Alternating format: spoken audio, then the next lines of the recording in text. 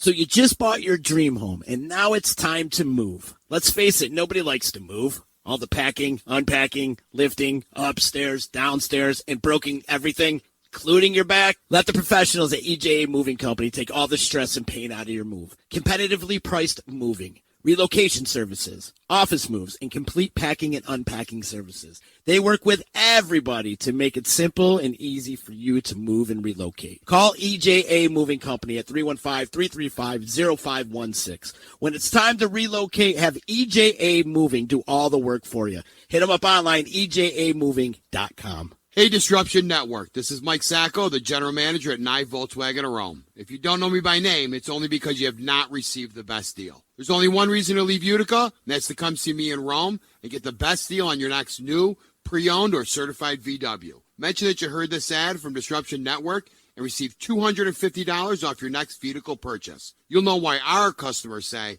I love my Nye VW. Come see us at 5865 Rome Taberg Road in Rome, or visit us online at nyvwofrome.com.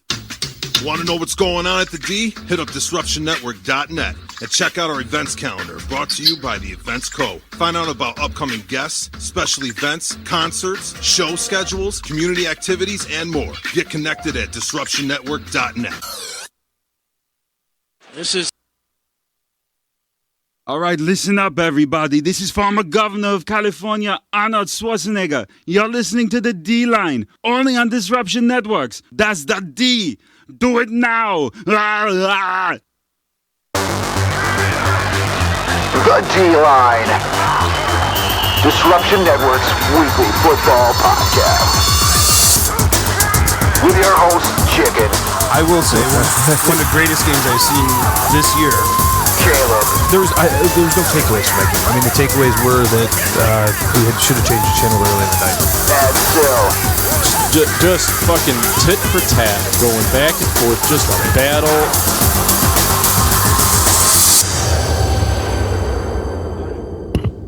What's up, everybody? Welcome to the D-Line. Just in time. What up, Chick? Wow. What up, Chick? What up, Zach? Here we are. And today is me, as always, Chicken, and Caleb. And then we're and usually we're filling in for you this time of year. I know, this time of year, usually. I thought, honestly, I'm a little under the weather, so I wasn't sure if I was going to be here today, but so here I am, though. But still has another Christmas concert to go to for one of his children. Remember when we were kids, they used to sting us up there in that fucking stage and had to sing like for our parents and stuff. Yeah. You know what that did? You know what that did? Now it's a real nutcracker. Right? Oh, God. You know what that did? I hate to say this, like those Christmas concerts where you had to go to like music class and like then you had to sing and shit, turned me off to music. Like I'm not a big music person. I thought it was fucking embarrassing to have to get up there and like it's almost jamming it down your throat. Yeah. Fuck that. I don't want any part of that shit. I've heard you sing. It's a good thing you stopped while you were you've heard some late nights at the bar, Chick. Yeah. So a little Bohemian Rhapsody. Yeah, exactly. Oh, yeah. God, if I don't do the best lean on me you ever heard, I don't know. Oh boy. Well, welcome back, Zach. Oh, guys, I caught it right at the perfect time, huh? Yeah, you came in right at the Bring the sheets. Oh shit, they're in my car. Give me 2 seconds. This is worse than the towing costs at the Dallas game. Yeah, jeez. Wow. Well, Chick, let's get into it. Yeah, let's get into some football here. So, biggest news of the day probably in the last 2 days is besides the injuries. Yeah, is that Zach didn't have the sheets. Besides two injuries, two major injury situations being cleared up today. Tom Coughlin is out as director of football operations in Jacksonville. Okay, we knew something was going to happen in Jacksonville. I thought it was like you had mentioned last week about Doug Marrone. Yeah. And this is that kind of I like to see where Marrone goes without Coughlin over his shoulder because Coughlin, I just read an article where Coughlin was he messed with the time, the clocks on the wall. Yes, did you read that article today? Yeah. I was going to say the 5 minutes. Thank you. You're welcome. The 5 minutes, the 5 minute difference is it's interesting, isn't it? Isn't that like I think that shit's stupid. I do that in my car. Wait, I'm not familiar with what you guys are talking about. Tom Coughlin had all the clocks in the Jags facilities changed 5 minutes earlier. Okay, and he would say meetings start on time 5 minutes early. Yeah. So people would get fined for really being on time, but because his clocks were 5 minutes ahead. Man, that's old school right there. Yeah, that's awesome. real old school. That is old school, yeah. But it's just one of those. It's like a tick for tat type thing. It's like, okay, I understand you're trying to bring a culture about, but that's also like I also think that's kind of a head coach thing. Like that should be Doug Marone's call. Yeah. If we're having meetings, okay. If the meeting is going to be with Tom Coughlin or something like that, then that's fine. But come on, man! Like this is Doug. You're stripping the coach of his power, and now, interestingly enough, both the GM and head coach will now answer not to each other, or the coach won't answer to the GM. Well, this is pretty common. He'll answer to the owner. All right, he'll answer to Shavad Khan, who is, a smart businessman, but he ain't no football mind. Right. Yeah. But I guess you know what? Tom Coughlin was a football mind. How'd that go? So. It didn't work out. And we got them to the playoffs. They were complete garbage before that. Correct. And we're seeing what they did to Tannehill. I mean, Tannehill we thought was just this garbage. Or no, I'm sorry, not Tannehill. The other dude. Blake Bortles. Sorry, it was Bortles. High draft pick. Yeah. A high draft pick with Blake Bortles Top was. 10, right? Yeah, highly touted. And I think like Tannehill and Bortles were almost like the same guy. That like if you bring Bortles to another team where a team that can work with him, like we're seeing in Tannehill, they have basically the same skill set. Yeah. You know what I mean? They're both young, they can run better than we actually think they can run. Yeah. And they're not bad. I mean, we've seen glimpses from Bortles where he actually played well. Like towards that playoff run, towards the end of the season, he was playing really well.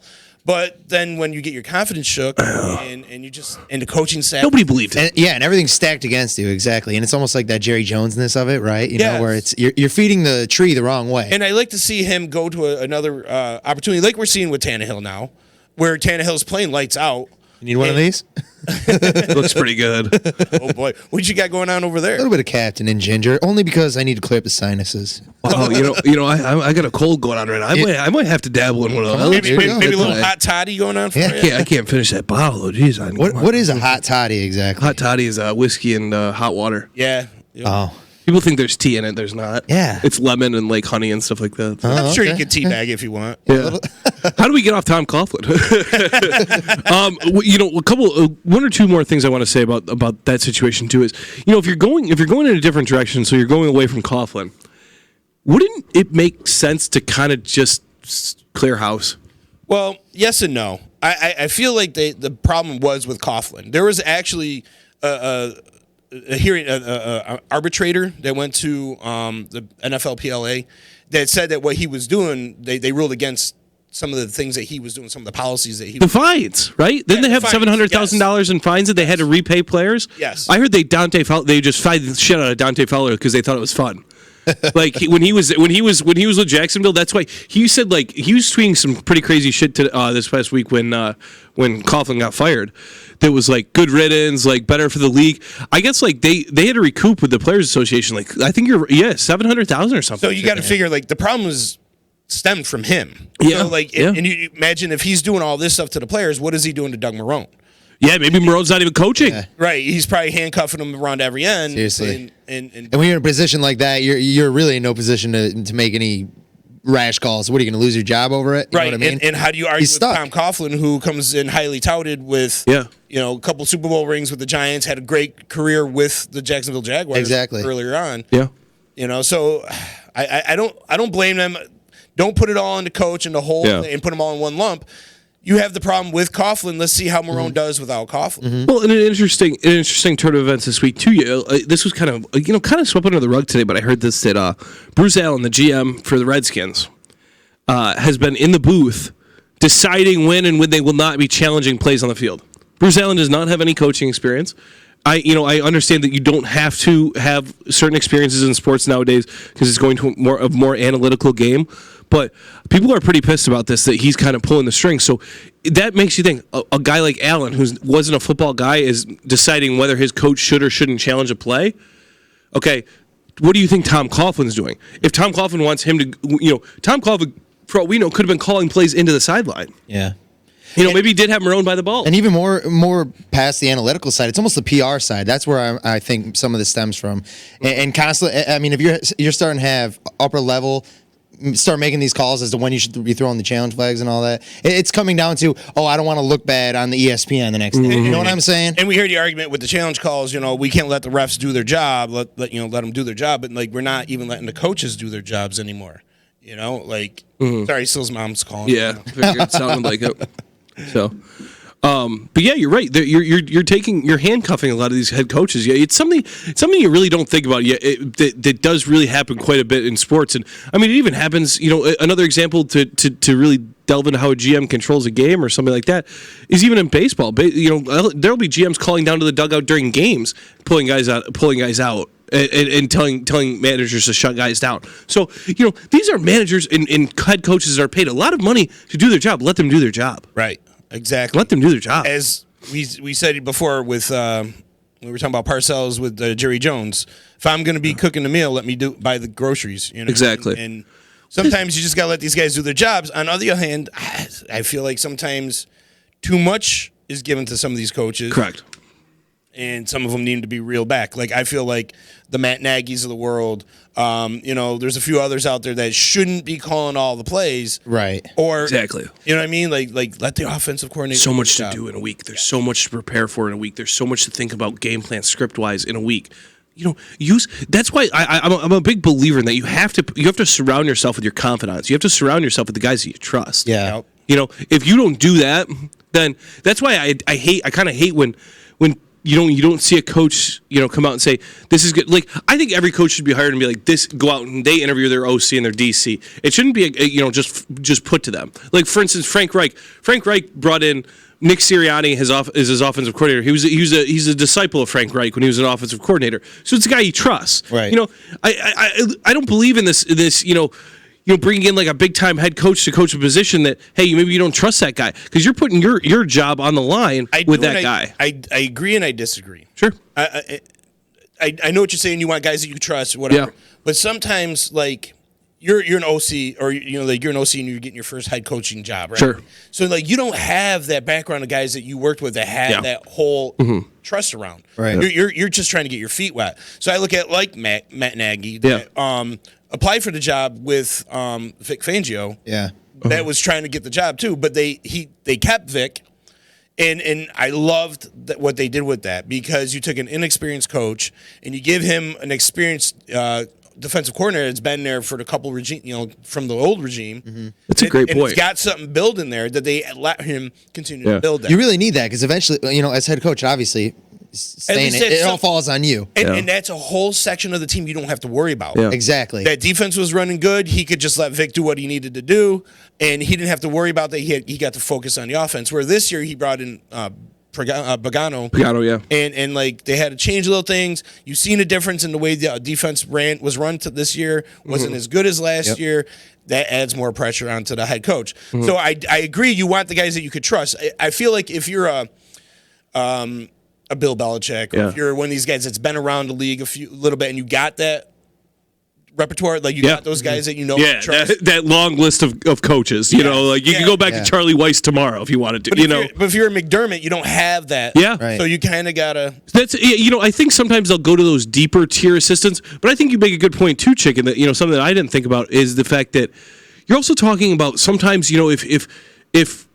you hire guys that are your guys, you're just gonna have a bunch of strokers. Yep. Yeah. You run that risk too of just sitting there a bunch of yes men and not somebody that's going to sit there and actually challenge you. I bet this is why I bet does go on pretty weekly almost. I think with the Bears, I bet Pagano's challenged Matt Nagy some. I bet he's gone to him. I don't know if those guys. I don't know if those guys had history prior. Maybe Nagy coached under Pagano or whatever it might have been. Or he was a quality control guy or an assistant. That's where it all starts. Quality control coaches and stuff. Right. But maybe they had experience way in the past. But you're right. I mean, if it's not your if it's not your homeboy, he's probably just going to yes man you the whole day. So that's another thing. Big issue, too. yeah. I mean, I would love to be just a fly on the wall in some of these locker rooms or some of these GM rooms and stuff, and see who is pulling the strings. Somebody you get like Belichick, who's that just ingrained in his organization and knows every fundamental piece of it. He's got to be calling a majority of the shots, right? When it comes down to it, Sean Payton, right. Some of those guys, some of those guys who are the puppeteers of it all, but mad scientists. You start seeing some of these teams crumble. You can't help but wonder. Obviously, it's going back to where their coaching staff just starts falling off on each other. Message and leadership. And then you get guys like Absolutely. the coach from Green Bay, LaFleur. Yeah, LaFleur. Yeah. Now they just reported that basically he just gave the the calls right to Rodgers. He gets to call the plays right on the field. Like you trust him enough. Kind of like, Peyton Manning. Now you got your OC on the field. Yeah. Drew Brees, those guys, Tom Brady, those guys that could call plays right on the field. Now you don't even have to worry about it. I know, and outside looking in, a lot of people don't even think about that. It's huge. It could stem anywhere. Maybe your GM's calling it. Maybe your quarterback's calling the calls here. Like, where does it really go to, and why? It's just awesome to see where some of these teams are successful. You shouldn't be game planning the way you want to. I hate to say it. Right. You're a head coach for a reason. Your time is done. Or maybe your time wasn't even there. These are the guys on the field. It's people were saying, why would you try to make why would you try to make Lamar Jackson into a pocket passer? Right. Absolutely. Yeah. You got to trust what your guys are saying to you on the field. He's your that's your guy. Play Ryan Tannehill. They've played right to his strengths. Vrabel and that staff have played right to Tannehill's strengths in Tennessee, and he's flourishing. Absolutely. They designed the offense, or he designed the offense for them, Tannehill, and they just call the plays and make the decision. I looked years ago at a guy named Rich Gannon who was playing for the Kansas City Chiefs. Brought him to 10 wins, I believe. Then he got benched for Sonny Bono. Jeez. But then he got picked up by the Raiders, and Gruden played to his strength. His strength wasn't 50-yard bombs. It wasn't like 20-yard bombs. It was like 10, 15-yard passes when the guys could keep running. Yeah. You know what I mean? He made him more of an accurate quarterback, hitting guys on the run. And then you put him with Jerry Rice and Tim Brown. A couple of studs, yeah. And he was one of the most efficient quarterbacks in the game at that time. Well, I mean, that's like any ignorant person out there who just says Tom Brady's the greatest. They don't realize he's carving guys up 5-10 yards. When's the last time you see Tom Brady launch 80 yards downfield or something miraculous? When he had Randy Moss, that was about it. Yeah. Very seldom, But he's still one of the greats, and he's carving up all these records and scoring and winning games. That's the way you do it these days. That's your structure. And a good segue. Good segue into Drew Brees breaking that record. Oh, man. Yeah. It was cool, man. It's cool, and him. it kind of reminds me of being a baseball guy. Yeah. You had Sammy Sosa and Mark McGwire going at it, hitting those. Yeah. Now you got him and Brady. Brady's still in the running to break that record. Yeah. And who knows what happens next? I got a theory that Brady stays in it as long as Brady stays in it, just to beat him, just to go a little extra longer. Most touchdown passes of all time. Is that what it was? Yeah. Yep. Yeah. Wow. And he holds yards too, and right? you see the completion percentage he had that game? He dropped one pass. Yeah, 29 to 30. Yeah, it's crazy. Unbelievable. Did you see how fucking good Michael Thomas was too? He's great. He is. We'll get to that animal in a minute. He's on pace to break Marvin Harrison. Marvin Harrison's record. So just think about that too. Like Drew Brees, a guy came out of Purdue, like kind of undersized, started went to San Diego. The only reason he left San Diego was Phillip Rivers. Isn't that crazy? They didn't even want him. That's crazy. Crazy. It's not that they didn't want. I don't know if they didn't want him, but it was. Well, I think it was. He hurt his. He got hurt, and then right. And then I think, if I remember correctly, when he left in free agency, he signed a deal with Miami. He's almost been in Miami like 3 times. I think he signed the deal in Miami and then they pulled a Teddy Bridgewater. Exactly what Teddy Bridgewater did. He signed the deal and then pulled out and then went to New Orleans. I think Miami pulled out. I think one of them did. Yeah, nobody in Miami because of the medicals. Because of the medicals on the shoulder. Yeah, shoulder. Yep. And at the time the Saints were the Aints. Yeah. You know what I mean? Like they were like wearing bags on their head. They were in the time of Katrina. Yeah. Like right about when it really they grabbed them. And what Drew Brees meant to New Orleans is unbelievable. Yeah. Like again, we're talking about Katrina, and in that time they rallied behind this team that just started kicking ass with Joe Horn and all those. Utica's own. Yeah. Utica's own. Will Smith. Smith. Yeah. Rest in peace. That's that awesome. was it. They designated that street to him. Yeah, they did that this week. That was a cool move. And just the energy that they brought into life into that town, and what Drew Brees has done, and like you would never hear about Drew Brees getting in trouble. You never hear about Drew Brees crying about a contract. He's a stand-up guy and so humble, and you catch these little glimpses of him. Not that he's outlandish or going out of his way and celebrating. Just a couple tears falling down his face. He's got his family beside him, things like that. Every time he hits one of these milestones, he's like. It reminds me when Brett Favre won the record. Yeah, and his guys rallied. How emotional he was. And remember they were tossing the ball around. Yeah. He wouldn't get it, and like Peyton Manning, same thing. They're like they break their balls. They love these guys. They love playing with these guys. Guys don't. The thing is too about pro athletes, they don't love that during games either. They don't want to be bothered. Like Drew Brees. Like, did you see him? Did you notice him during the game? Like he's just like, yes, you're right. Don't take me out of this. He had the moment. but like they don't like that shit during games. Like they'd rather obviously you can't wait till the end of the game to talk about something like that, but like that's what a lot of guys want. They'd rather have it like before the next game or like after the game or so. You know what I mean? Like that's a lot of guys hate that shit. Yeah. And here, what I love about Drew Brees is we automatically give all the accolades to Tom Brady because he's got all those rings. Yep. And you're like, well, and then there's the whole Brady versus Belichick. Like if they weren't together, would they be able to, And we seen Peyton Manning go to another team, win another Super Bowl, go to 2 Super Bowls with 2 different teams, which is unheard of. Yeah. Brett Favre was really, really close. But when you look at like Drew Brees, like he almost gets forgotten. I know. And it seems kind of weird that Drew Brees gets forgotten because he's so goddamn good. And even just watching NFL Insider and stupid shows like that, you see that. It's emphasized like, oh, Drew Brees, still great, not in the same category as Brady. Still to this day. Well, I mean, the day after seeing him break this record, you start hearing these stories. It's like, how do you not see this guy as a complete contender? Right. You know what it is? It's just who the public eye is fixed on. A little bit. Obviously, there's a whole multifaceted aspect of it. But whoever's in the public eye, Brady, the cheating team and all these different things, the tuck rule that he's associated with. He's got obviously the 6 Super Bowl wins and everything, but he's got all these different kind of like thumbnails associated with him, and that's what everybody thinks of. They're like, oh yeah, Tom Brady, he did this, and that's why he's the greatest and well known and all that. But nobody ever mentions Brees. No regular person, people forget Drew Brees is even a quarterback who don't watch football.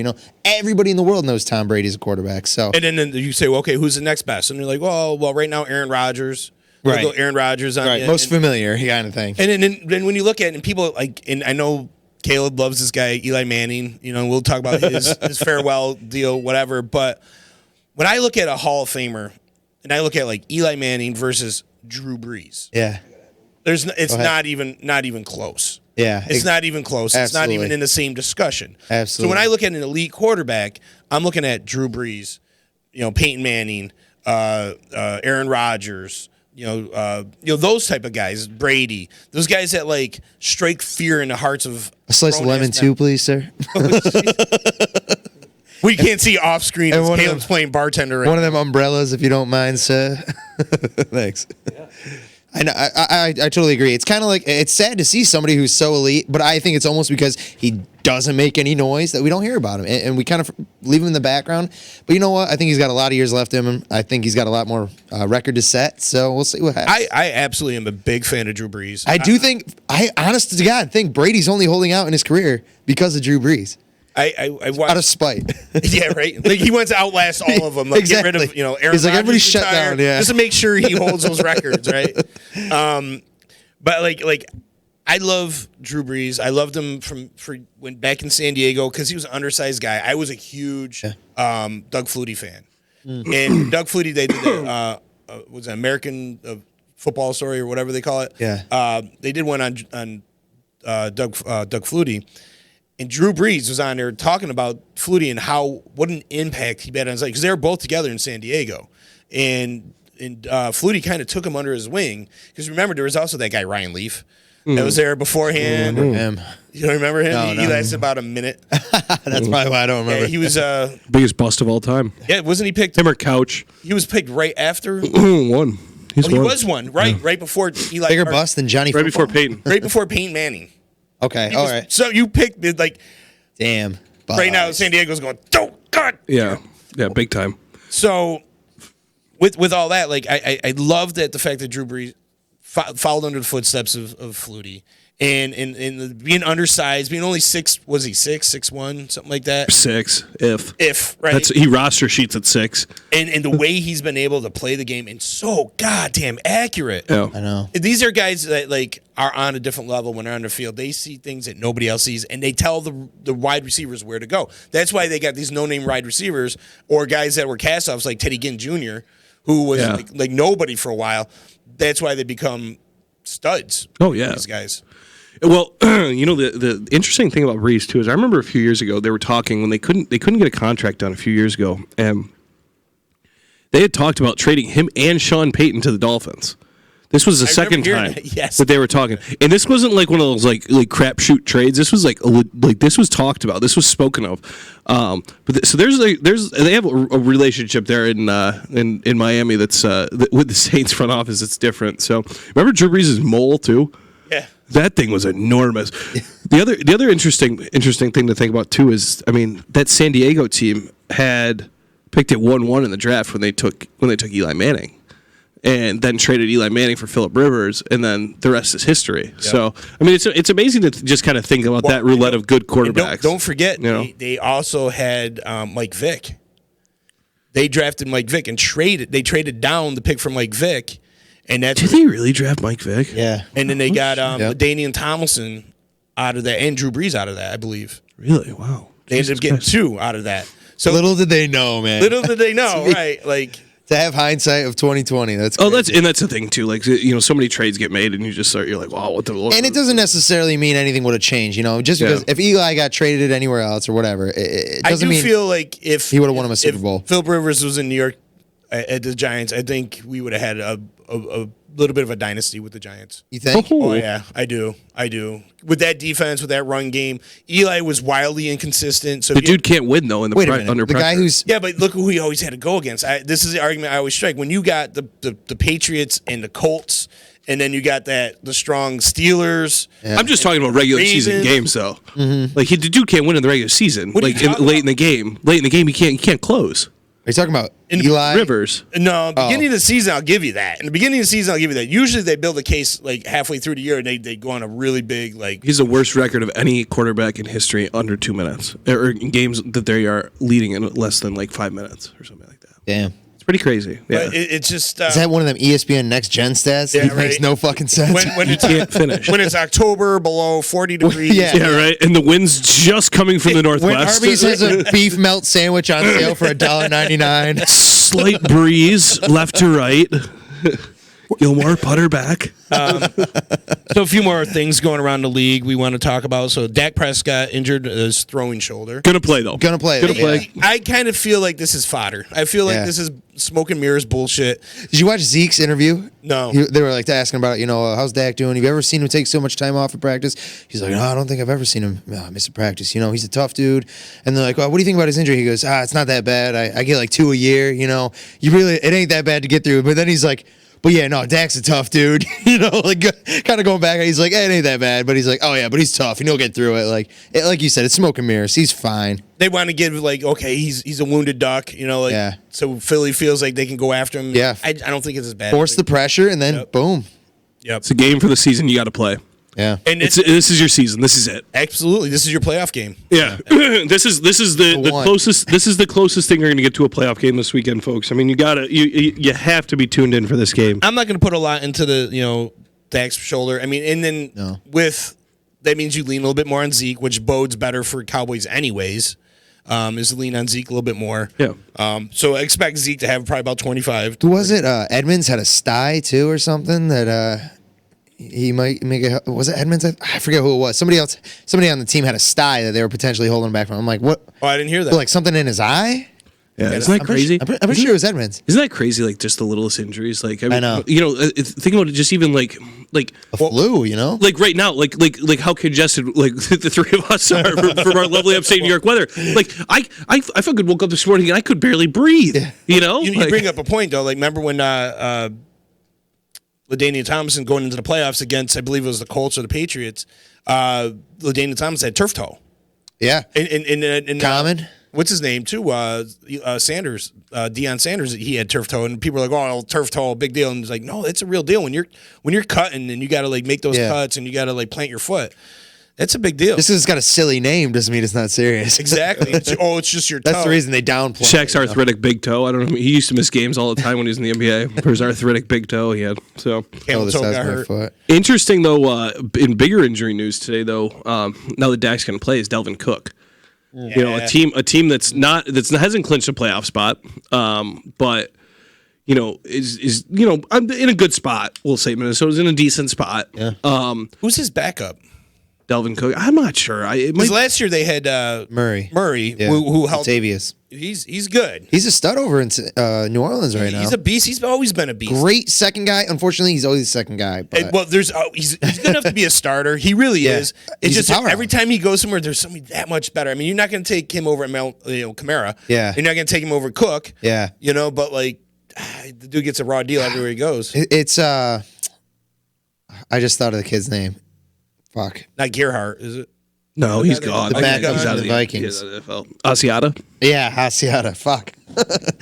Yeah. I knew that. So, I mean, I it sucks to lose that guy, but I mean, it's such a weird Especially against the time. Packers. Yeah. You know what's I crazy mean, too, and you're just playing for your season. putting it into perspective, a couple weeks back, I was just seeing something and kind of bringing it up again. Like Adrian Peterson's MVP year, how Dalvin Cook is just completely moonlighting those numbers, like crushing them. And he's not even in the contention for MVP because you're seeing Lamar Jackson, a quarterback, and you're just seeing guys with such extreme talent come up. It's like the Adrian Peterson year of yesteryear no longer even applies. And with the Lamar Jackson, he just broke a record too. The last game he played, and I forgot which actual record it was, but I remember seeing an interview afterwards. And First quarterback with like more than 30 touchdowns and more than however many rushing yards.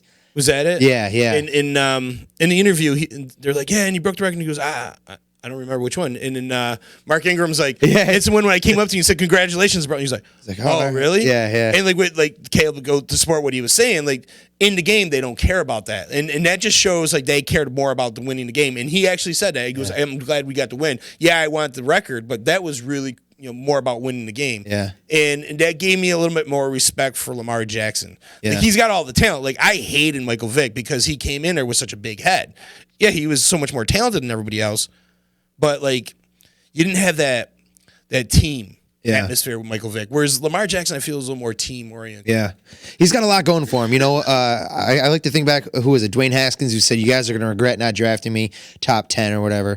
Lamar Jackson getting drafted last. Baltimore Ravens last of the first round. Doesn't say a peep about it. Doesn't say a peep about Joe Flacco starting over him. Doesn't say a peep when he gets time. He's proven something, dude. He's moving. He's out there getting into all these guys. And that whole team is driving. And you know what? Obviously, the Ravens being in my division with the Steelers, it's a little bittersweet, but I love seeing them. They had 12 Pro Bowl picks off their team. That is a bunch of dedicated guys, and it's awesome to see them how fired up they are. You know, and they're rallying right behind him. Fuck yeah! And I love, and I got to apologize for last week. I made fun of Caleb for saying that the coach for the Steelers is up for Coach of the Year. I mean, but when you got Gruden, Mike Tomlin, Tomlin, Thank you. and you got Harbaugh. I mean, I just looking at what Harbaugh did and Right. looking at what they're doing over there in San Fran. I get where you were going with that. I didn't want to just completely dog you on it. I get where you were going with it because he handled adversity. Yeah. But it was like what they're doing with these guys and these new teams that were coming down from nothing, really. Yeah. Like And something that I think that has a big part to do with it is you have 3 Heisman guys in that backfield. You got Mark Ingram, you got Jackson, you got RG3, right? RG3, although his day might have already came and gone, he is there giving some contribution to it. he's been a huge asset to them. Absolutely. Being a teacher and guiding him. Yeah. And because he's been in that situation. That whole team is humble, you know? It's great to And see. they're fired up. And Yeah. It's great to see. Yeah, for sure. Speaking on, go ahead. I would say, going with the whole Ravens, I see Terrell Suggs signed with the Chiefs. That's exactly where I was going to go. Is that where you're going? They actually put a claim in on him too. The 4 teams. There was 4 teams that put a claim in on Suggs, and he said he was going to refuse the show, right? he wasn't going to go to Kansas City. I guess at first he is there. He did end up reporting to the team, which is, I mean, sometimes guys will just retire at that point. But yeah, so in the waiver process in the NFL, if a guy is released or cut at this point, you go through a process where the worst team in the NFL to the best team can basically put a waiver claim on it, and a waiver claim would allow that player to come over to the team for the entire burden of the rest of their contract. So you'd have to pay Terrell Suggs to burden the rest of his contract. And the 4 teams that put claims in on Suggs were Kansas City, Seattle, San Francisco, and New Orleans. So playoff teams. Wow. It makes sense. I mean, it was kind of a la James Harrison. You know, it's that kind of that kind of mindset a few years ago. Yep. So yeah, I mean, good for Suggs.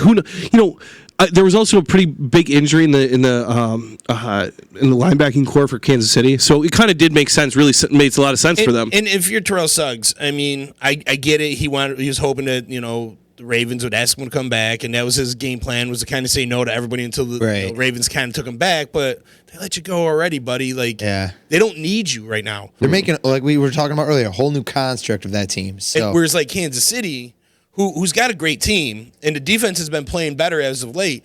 But then you got Tyrann Mathieu right behind you. Like you got some talent there. Like there's some, even if you bring a guy like Suggs in to play 20 snaps a game, right? I mean, I know it doesn't sound like a lot, but that's 5 defensive. That's 5 4 and outs or 3 and outs. Even if you put him on running downs, like as a run stopper, or vice versa as a pass rusher, like a situational player, like use him as the ultimate hybrid. But this just got a guy just got hurt. But this is a guy. I'm sorry. This is a guy that is not just a good player. He's also the kind of guy that builds the team chemistry. Like he gets guys fired up. I was gonna say that he's a bit of an alpha presence on that field. Absolutely. You know? I mean, this guy played with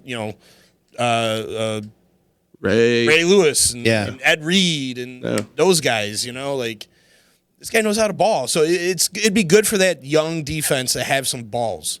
Yeah. Like get a little fire back to him. It's not, at the money you're going to pay this guy in game checks. It's not like why not? So it makes sense. It makes sense for all those teams. It doesn't make. It's not going to sit there and make so people understand this. It doesn't make sense for a team like the Jets to do that. You know what I'm saying? A team that's eliminated from the playoffs.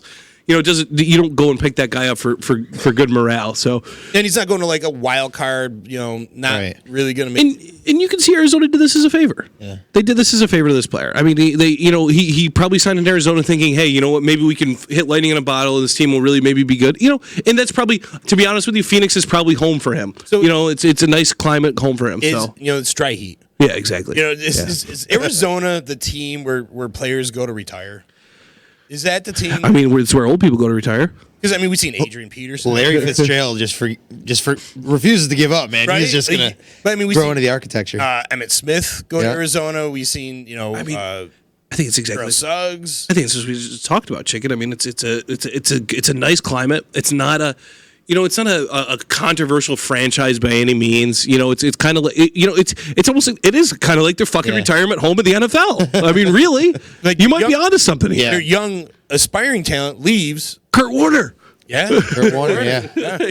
But when they get guys like Anquan Bolden, then they leave, or Aeneas Williams and some of these other guys, they end up leaving. They got great talent, but they can't.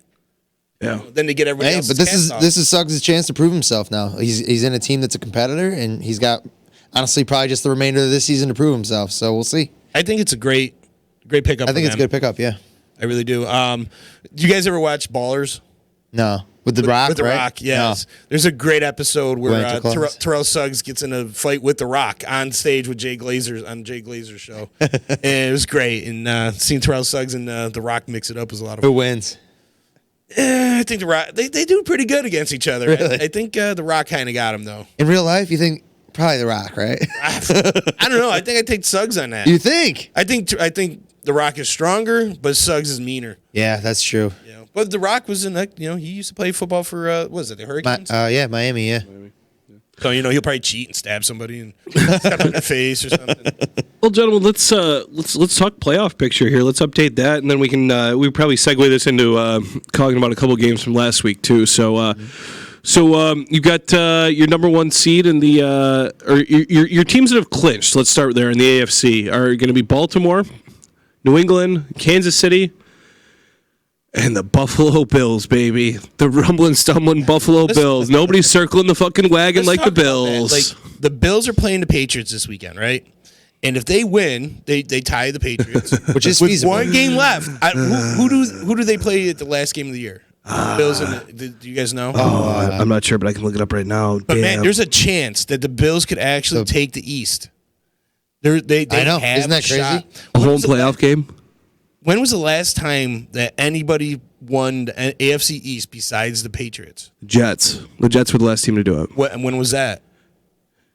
I'm not sure of the year, but it's once. Tom Brady's only lost the division once in his career, and it was because he got hurt. Was that the Matt Castle year? It might have been Matt Castle's year. Like I think the Jets. And they still won 10 games. I think the Jets might have. Yeah, it might have been like 2008 because the Jets might have won one of the 2 years they went with Sanchez to the AFC Championship game. Okay. I think one of those 2 years they won the division. Now I just know that it is one time in Brady's career that he's lost. I bet it's 2008. That's the only year he never made the Pro Bowl except for now. And what year and how long has he been there? 19 years? Yeah. So in almost a 20-year span, they've held that ground. Isn't that crazy? The Bills play the Jets last week of the season. Oh, wow. And if you're the Jets, you want the Bills. You're excited, yeah. And who do the Patriots play? Do you know? I can look that up right now. Because I was looking at them like, if the Bills could take that division, wow. Dolphins. Fuck. AFC weekend. Hey, dude, the Miami AFC East Miracle. weekend. The Miami Miracle. Who You wins the never know. tiebreaker? Who wins the tiebreaker? I believe the Patriots do because of their divisional record. They have a better divisional record. Damn. Weirdly enough. So yeah, right? Like, yeah. Even though if they lose to Buffalo? Yeah, because the Bills lost to the Bills lose to an AFC East team. I didn't think so. I'm not sure. I'm not sure what their tiebreaker is. I can look it up. It might be conference losses because I don't think either one of those guys lost anybody else in that division. Yeah. So it might be conference losses. Yeah, very well could be. They could pull it off, though. I tell you what, I'm worried with the remainder of the Steelers schedule. We play the Ravens and then the Browns. So. Oh. Are they eliminated or no? No. Who? The So Steelers. We're sixth. So the Steelers We're are 6 60. at 8-6. The still alive teams, go figure. Still alive is Colts, Titans. Nope. Really? Still alive is the Titans, Browns, and Raiders. Really? The Raiders are 6-8, the Browns are 6-8, and the Good for Titans them. are 8-6. Pittsburgh is ahead of the Titans based on their conference record, 6-4 to the Titans 6-5. Yeah. So the conference, it's got to be the conference record with the Bills. So Bills and Patriots. Wow, I mean, just the Bills. Good for them, man. Good for them, dude. I'm a Bills fan till they lose it. I feel like the Bills, again, like what I was saying, they're great. They're a good team. They're missing that little bit of star power. Yeah. But I feel like they're enough to like knock off a competitor. I like to see them at least get into the playoffs and like maybe take down a New England or take down a. Awesome. But your bullshit, your gripe that you go on every week could go into effect here. If the playoffs were to start today, okay, the Bills would travel to Houston. Okay, the Bills are 10-4 and Houston's 9-5. So it's that would really fucking irk me if the Bills didn't get a home playoff game. But the only way for the Bills to get a home playoff game would be to win the division.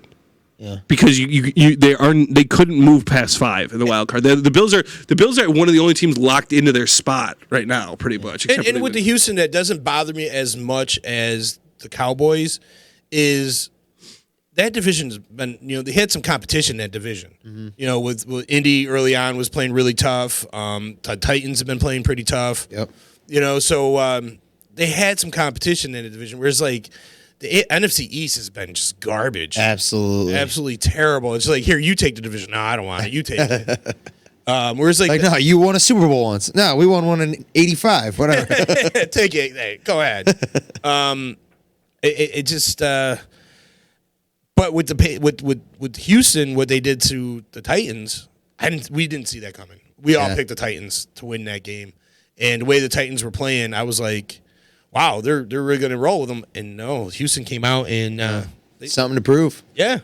So I mean, it's definitely not over in the AFC. That was a heck of a ball game that last week with the Titans and Texans. Yep. So that was a good one. That Ravens and Jets game was a lot closer than I thought it was going to be. They covered, huh? You're like, I don't think they're going to cover. I'm like, I think they're going to be well above the covered. They're going to beat this. Oh man, how about the upset of my life? The 49ers losing to the Falcons. Yeah, got what is Falcon up again. with that, Got Falcon dude? Again. The Falcons are 4-2 in their last 6. We got fucking 4-1. I mean, 5. Didn't I say last week we're all going to get falconed? Yeah, dude. And they did. They falconed us. I still have the Niners going to the bowl, but I don't know. That was an upset I never could have saw coming. It's just an Atlanta team that you never know what you're going to get. Mm-hmm. I mean, you just literally never know. So, I will confirm to you one takeaway I have from last week's results is I think Anthony Lynn's going to be fired in L.A. with the Chargers. I think they're going to go to a new stadium next year, and I think it's going to be time for a new head coach. The message is not getting through there. That team is too talented to be losing 39-10. It's a dry message, I think, from Anthony Lynn, and they don't seem to have any fight really. So, in good riddance, and I just want to have my weekly shout out to my boy Jameis Winston. Another great game this past week. Big 38-17 win. Big 38-17 win. Jameis Winston is on the season 4-1 in games that he throws an interception on their first drive. He just needs He just needs to get settled in. That's all it is. I'm going to put him in the same category as the Jay Cutlers, Tony Romos. That's nice. You're wrong. And he's a much more elite loser. Eli Mannings of the world, where like they got all the numbers to bolster, but then what happens? They throw tons of picks and losses. Unfortunately. Yes. And I mean, we look at like guys like Jay Cutler, and people are like, oh, Jay Cutler sucks. Jay Cutler didn't suck. Yeah. Tony Romo didn't suck. But like they didn't win anything. The problem is with guys like Winston is they're big bombers. They go for it all or nothing. A lot. Mm-hmm. Yeah, that's why he dropped his cock right in the middle of Detroit with 458 passing yards, 4 touchdowns, and wait for it, 1 pick. It leads the league in interceptions. Yes. And almost passing yards and touchdowns, right? Right. So he's going to have to try. He's the best and the worst. There's the best and times, worst. And that's why I put him with the Eli's and the Cutlers. I mean, we look at Eli and want to hold him up on a pedestal when he threw 20-something interceptions. Yeah. He's batting 500, baby. If you can give me a guy that throws 8 interceptions and 20 touchdowns, I'd be more happy. You know, like, I put him in that category because they're good enough to give people, like, you know, to look at him and think, oh, man, they got so much potential. That's the killer. Is the Cutler potential was always the killer. Jay Cutler right now holds almost every record in Chicago Bears history. Yeah. But yet, you ask Bears fans, they're like, he's the worst quarterback ever because he would throw that pick at the end of the game. Because he looks like every cold and flu commercial that you'd ever seen. Eli Manning, same thing. He just looks like dirt the whole time. But, you know. He looks winded as soon as he walks out of the tunnel. But, like, going by Giants passers, I mean, Giants haven't had a lot of great. I mean, Phil Simms, I will put as one of their great passers. But other than that, like, you know, it hasn't been great. Yeah. It's just been, you know, productive. So, Jameis Winston, I'm still not buying it. He can have all the yards in the world, but he's still leading the league in interceptions. NFC, you want to talk the NFC playoff picture here? Let's look at the NFC. Okay. So we've got leading the way today is Seattle, then the Green Bay, New Orleans, and then Dallas because of their, you know, leading the division. And then your wild card teams right now, San Francisco is in the playoffs, and your last team looking in would be the 10-4 Vikings, which is such bullshit. Yeah, the only way. The only really thing that can move much in the NFC would be a miracle from the Rams. I think it would be pretty tough. And then Dallas and Philly is just it's a battle. So right, it's whoever wins out. Pretty much, yeah. This weekend is going to tell a lot, I think, for that game. And then if somebody plays spoiler for one of them next week and they get some help, that really is right now for Philly and Dallas. Each game's a playoff game. Yeah, absolutely. And here's where I don't have a whole lot of faith in Philly. But we've seen Philly do this before, where their back's against the wall. They did it last year. The last 2 years, their backs were against the wall. They look like they're not going to make the playoffs. Just play from behind in so many goddamn games, and then they go catch up to you.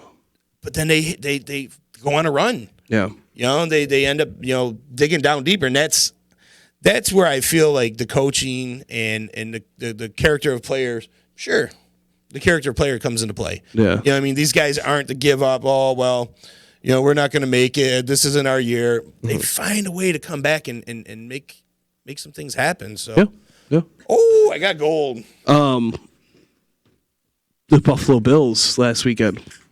Dude, stop. Let me beat the. You know what? I'm not even upset at all. I'm actually happy for Buffalo. I love the celebration at 2 a.m. where they're slamming each other in the fucking tables. I love it. Everything about it is ridiculous, and I love it. I'm gonna say this. God, these are 2 huge weeks for Pittsburgh.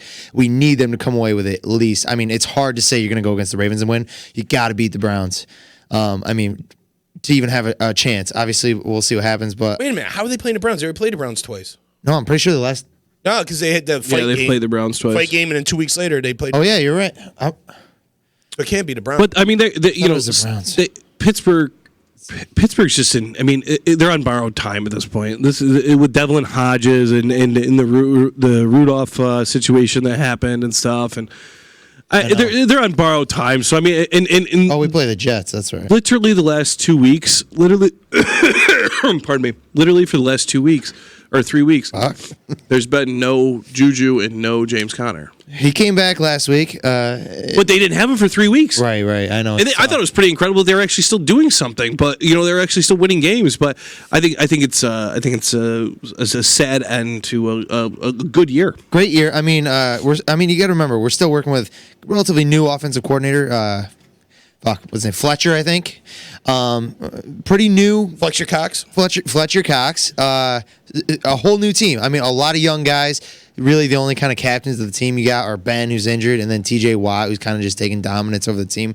But you're seeing a lot of voids, a lot of gaps, especially since Ryan Shazier went out. Look at that Dupree kid. Bud Dupree, he's decent, all right. Then you got Devin Bush, our draft pick this year, who's killing it. Don't get me wrong. There's a lot of potential. It's just somebody who can coordinate all that potential. And Tomlin's done a great job as the head coach, but you need somebody on the field on each side of the ball dominating these guys. And with Devlin Hodges, you're not getting it. With Mason Rudolph, who's just honestly, unfortunately, from my perspective, a little bit more baggage than he's worth at the moment. He's dug himself a bit of a grave that it's just all PR when he comes back. And here's the thing with Mason Rudolph. I'm going to stick up for him for a little bit. Is he was not supposed to play this year. Right. He was never really even supposed to see the field unless it was cleanup duty or something happened to Big Ben. And something happened to Big Ben, so he was tossed into this team, and he wasn't ready yet. Right. And we see that now. Young guy, lets it get to his head. I mean, that's the kind of the story here with a lot of the team is you have a lot of young guys. We're missing in the tight end position, Vance McDonald being out and everything. We were missing in the running back situation with Connor being out. We had Jalen Samuels not doing a whole ton, but whatever. Wide receiver, Juju goes out. Who do you got? James Washington, who played with Mason Rudolph. And again, a very young, inexperienced guy. You just have inexperience across the field. The defense luckily has more kind of senior, assertive, alpha male members, and we're able to pull off some huge feats on the defense. I'm going to say this. Our defense going forward looks really polished, and I'm excited for it, but it makes me nervous with all the offensive gaps. All that lack of leadership on the field is where we need it. Tomlin's over here. You need someone telling you what to do. If I'm a Steelers fan, I almost hope they don't make the playoffs. Because I feel polish out. I feel like the Steelers needed this season.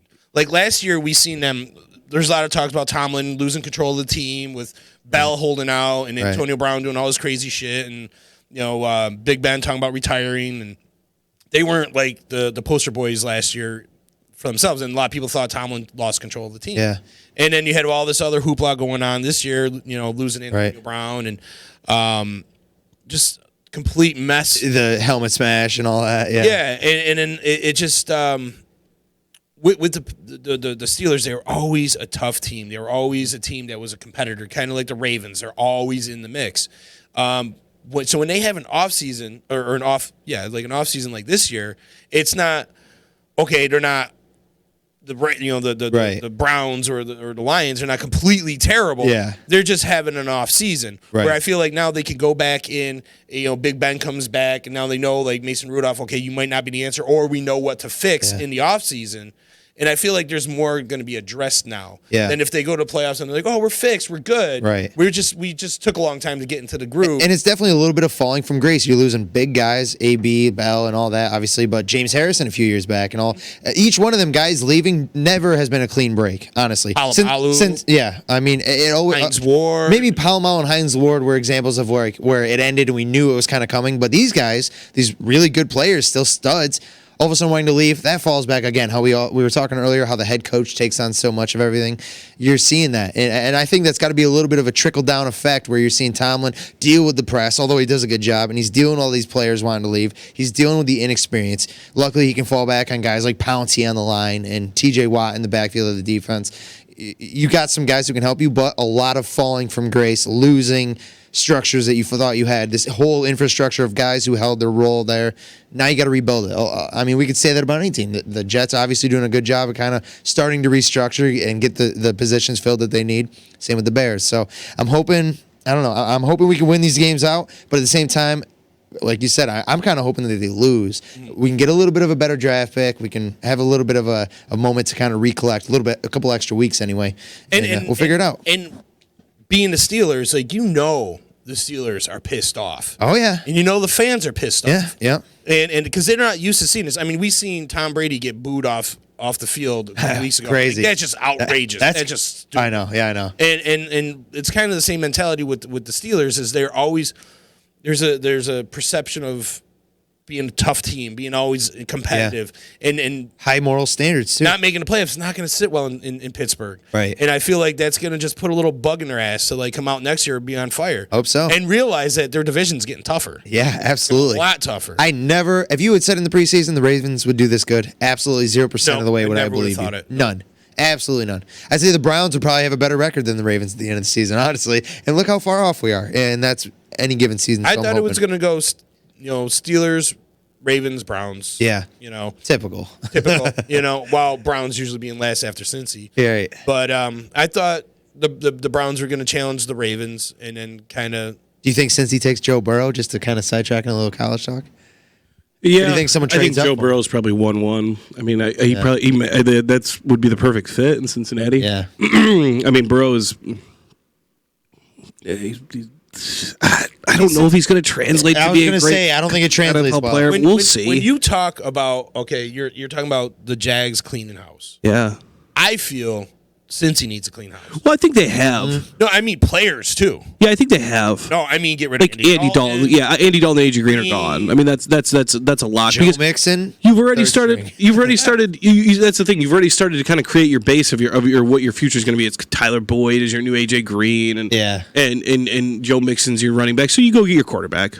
Yeah, it makes sense. I mean, I say get rid of those. I still think it's going to be mediocrity. You need a line. Well, you're going to have mediocrity. You're going to have it like rebuilding and kind of going from scratch and kind of getting some equity, kind of like we're seeing the Dolphins doing, seeing what the Raiders were doing, building up draft picks. Go make a splash or get a big good draft pick or a few or trade down. Yeah. If you're the Cincinnati Bengals, let's say you have the number 1 overall draft pick.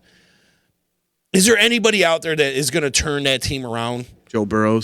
You really think he's going to? Maybe. Or is it worth? He would be my best guess. Or is it worth doing like what the Browns did and trade down and get a couple 1 draft picks? Like you 2 number 1s. The problem is, that'll definitely be an option. What I like about Burrows is that he's not so full of himself. He's missing the picture. You see guys like Haskins, Johnny Football. I mean, totally outlandish example, but you see guys who kind of just lose sight of it. They're like, I'm the player, I'm the team, I'm going to go to this team and make them the best. You're going to regret not drafting me. I don't see that in this kid. We haven't seen Joe Burrows in the NFL yet, though. That's true. He might gain a little bit of that pompousness, but exactly, guys can go that direction. I mean, there's not much else really quarterback-wise in this draft. It's not a really strong quarterback class. So, I mean, you got to kind of...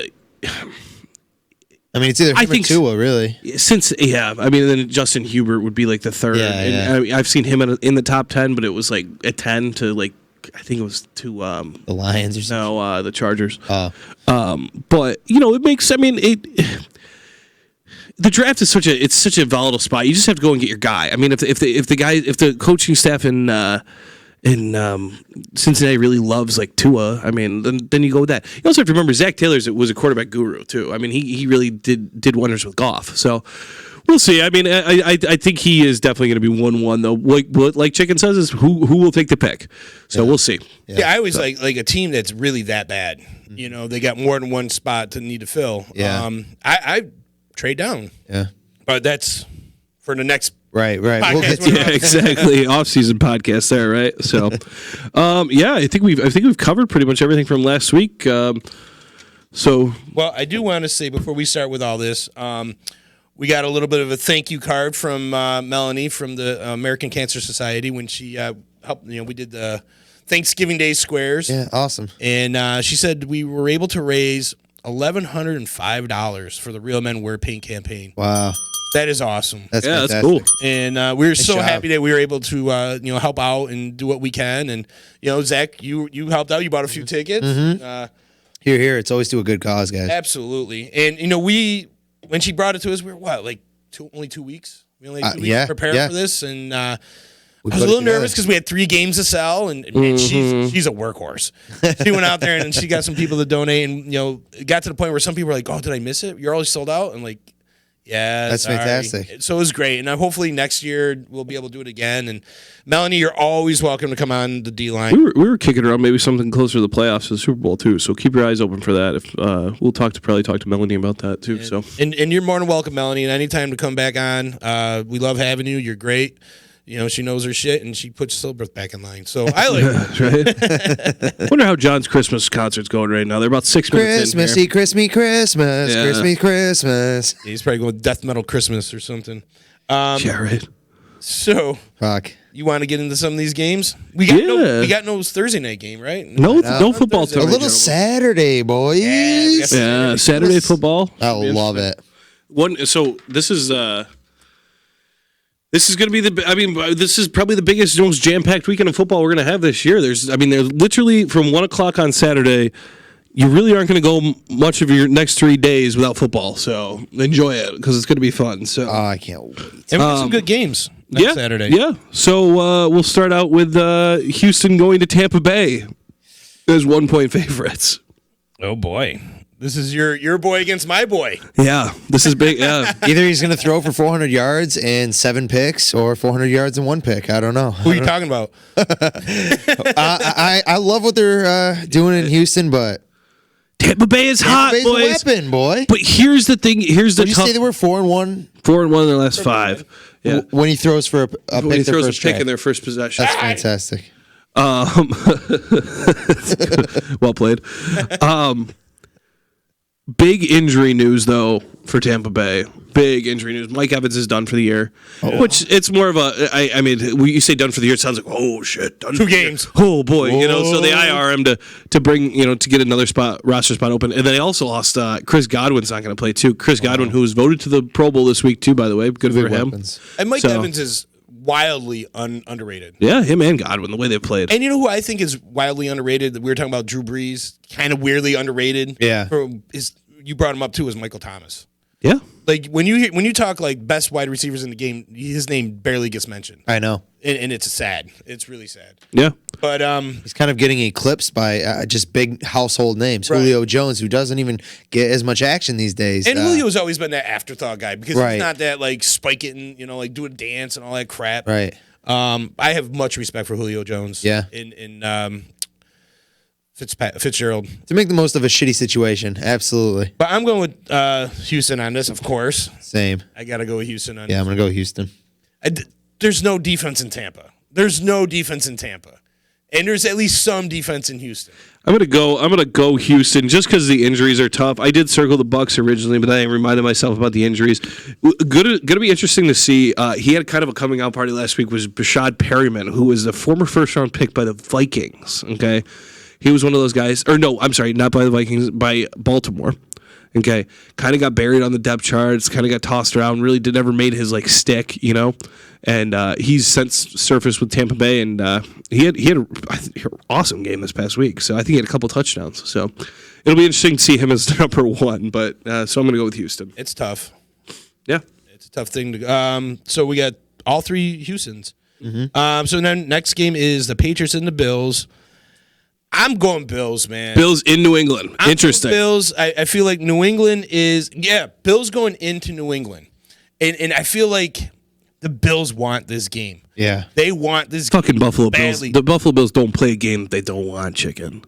They fucking want every game. That fucking exactly team's a hard-nosed bunch of pricks. And they know they could have beaten the Patriots last night. Yeah. They know it. And They're hard-nosed blood's in the water. The Patriots haven't been playing Patriot-style football lately.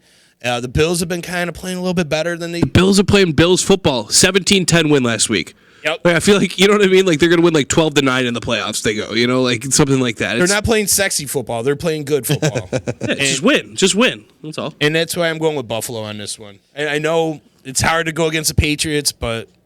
It's not for me because the Patriots have a trouble getting open. It's really just kind of shortcut throws. And the defense is being as stellar as they are, that offense has trouble competing. And when you have a Bills defense as good as they are, like you said, they want it way more. That secondary is nasty. It's filthy. So, I don't know. I'm going with the Bills. Fuck it. What's the name? White? Patriots are 6.5-point favorites, but. Was it White? Tre'Davious White. Tre'Davious White. Oh, man, he was looking filthy. Good. He's been really good. Sick. Underdog story. Let's see it happen. This is tough. This is tough for me because obviously the Patriots haven't been the Patriots of old. It's just but they the still get that offense. big brother mentality too, which pisses me off. That we own you, kind of like no matter how good the Bears are doing, they got to play the Packers, and that Aaron Rodgers has always got something on, But I gotta go with the. You got to. Go Bills. Sick of the wag. I'm Go going to Bills. say this. John took the Texans and the Patriots. So what a Texans what a and square. Patriots. Big old Yeah. L7. Oh, we folks. probably should go to the back here quick and just update. Do it. This is usually Silbra's job. So, Oh, yeah. last week I went. We'll start with Sil. He went 10-6. I went 10-6, and Chicken just continues to slip. He went 8-8. So I knew I was going to do bad last week. Yeah. That was not good. yeah, you've been doing pretty bad all year, bud. So, Yeah, So thanks for coming. on the season totals, I'm looking at Chicken 133 wins, Caleb 138 wins, Silberth 151 wins. He's pretty on it, ain't And he? he's a scorekeeper, too. Yeah, go figure. He said he literally told me, he's like, if they ever call my shit, I got all the forms right in this little folder. So guys, if I were to magically lose this folder, he's got Well, it's nothing. like on Silver it. stays up at night organizing the folder. Last year, I started taking pictures of all my sheets, and then miraculously, I started getting way better scores. It's weird how that happens. John's changing scores. John, you hearing this? He's probably freaking out, like watching us at the. He's literally got to leave his daughter's concert. He's to got come the earplugs. Make a ruckus to you guys. Yeah. Just, You dirty pricks. so next game is 49. These are the last of the Saturday games. Is 49ers versus the Rams. Now, normally I'd say 49ers walk through the park. Yeah. But Rams play everybody in that division really tough. And the Niners, huge loss to the Falcons last week. I mean, But the Rams got the shit kicked out of them by the Cowboys. right. Every game is important for this. Obviously, for both of these teams.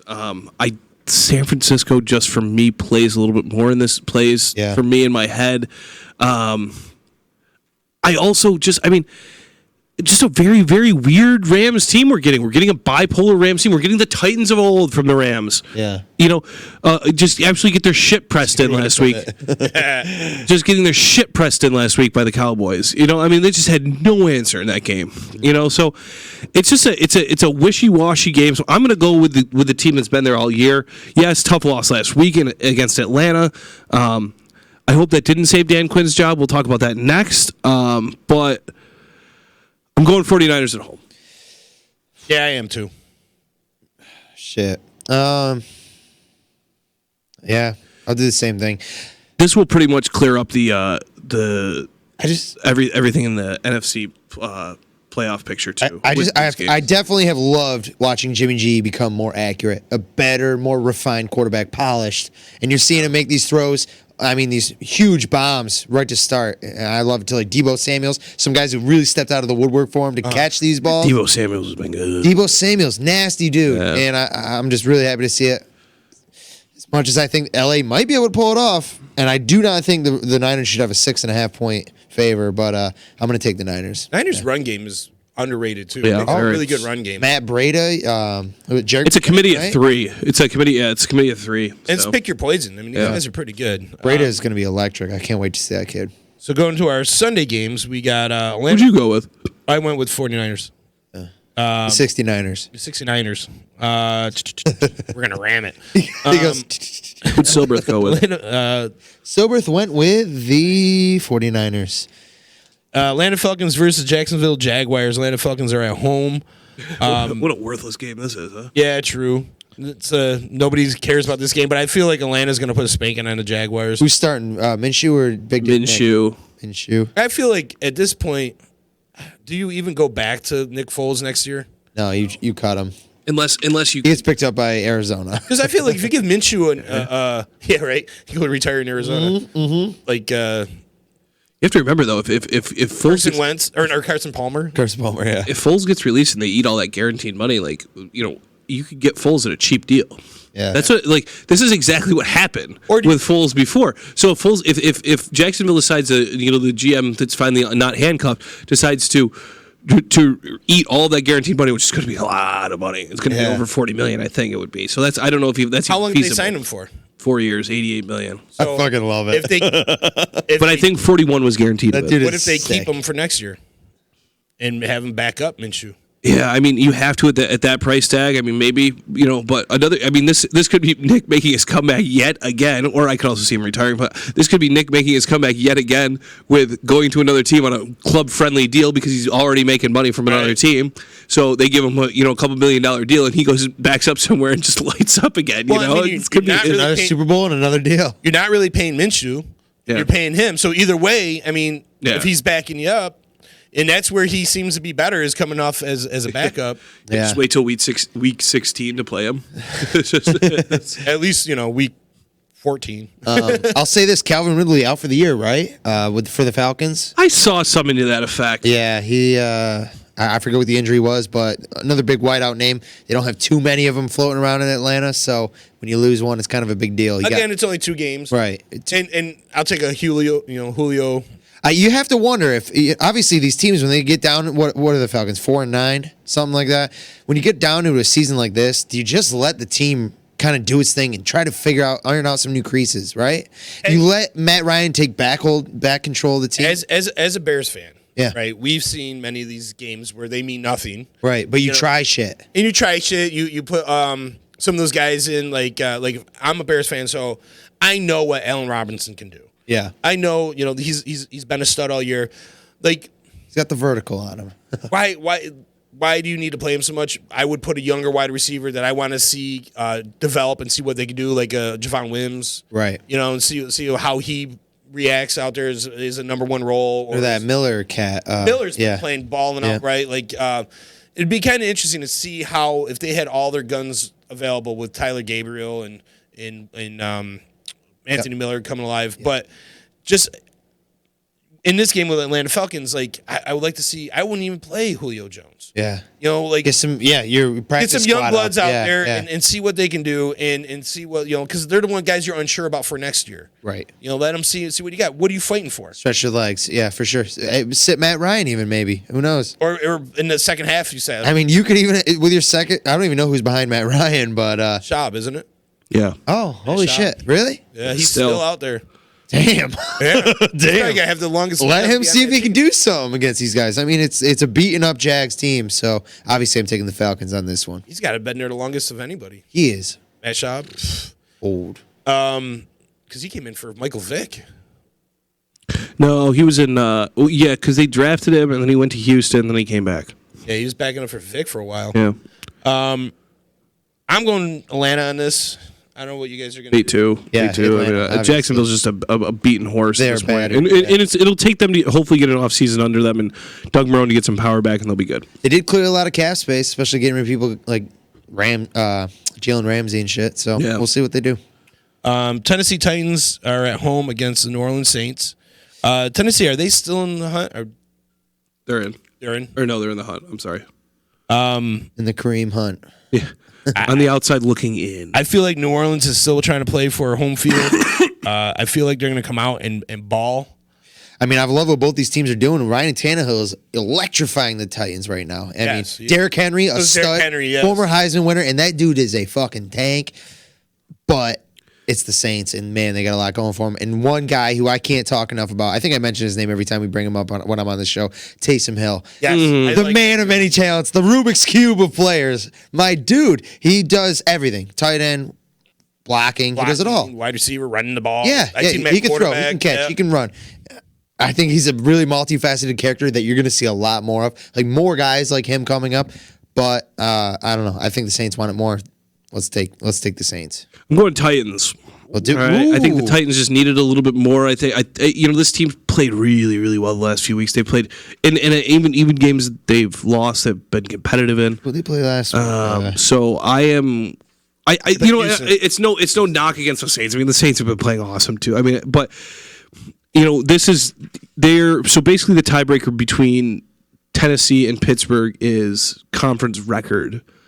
And they're one game behind Pittsburgh for that spot in the playoffs. So I just this is just a gut pick. I mean, both are very, very good teams. For my fantasy sake in my championship, game this week. Yes, I am in the championship. Big surprise. Pat myself on the back later. I have Drew Brees. I have Drew Brees to Michael Thomas connection on my team, obviously, because I'm not an idiot, and this is why I'm in the championship game. So. I hope they go off this weekend, but I also think this could be a good shootout game. I think that Tennessee can run with New Orleans. So wow. Chicken. Yeah, I'm going New Orleans. So I mean, it's a ballsy pick. I kind of see where you're coming from. Titans got their back against the wall. They're at home, but man, if this is any other team besides New Orleans right now, I might My thought is it's still not Tannehill's team. He's doing a lot of work, but he didn't come into this. It wasn't a structure built for him, so there's definitely a lot of room for error. And so when you're playing such a well-polished Saints team, do you really want to have any room for error? And I like to see when this becomes Tannehill's team. Yeah, absolutely. Like next year when he comes in there and they got a full game plan around him and it becomes his team. But Tannehill is one of those players, again, like the Jay Cutlers of the world that kind of give you all this hope. Yeah. Like, oh, they're going to be so good. Ryan, have a cold and flu at the same time. Ryan Fitzpatrick. Yeah, but Fitzpatrick's always came off the bench. You know what I mean? Like, and like you're right. Didn't Tannehill come off the bench? Yes, but he was a starter right from the get go. Yeah, and like he was. I was talking with the hope thing, like Fitz would come in, start the season like 4-1, and you're like, Jesus Christ, here he comes right back across Lake Ontario again, walking right on water.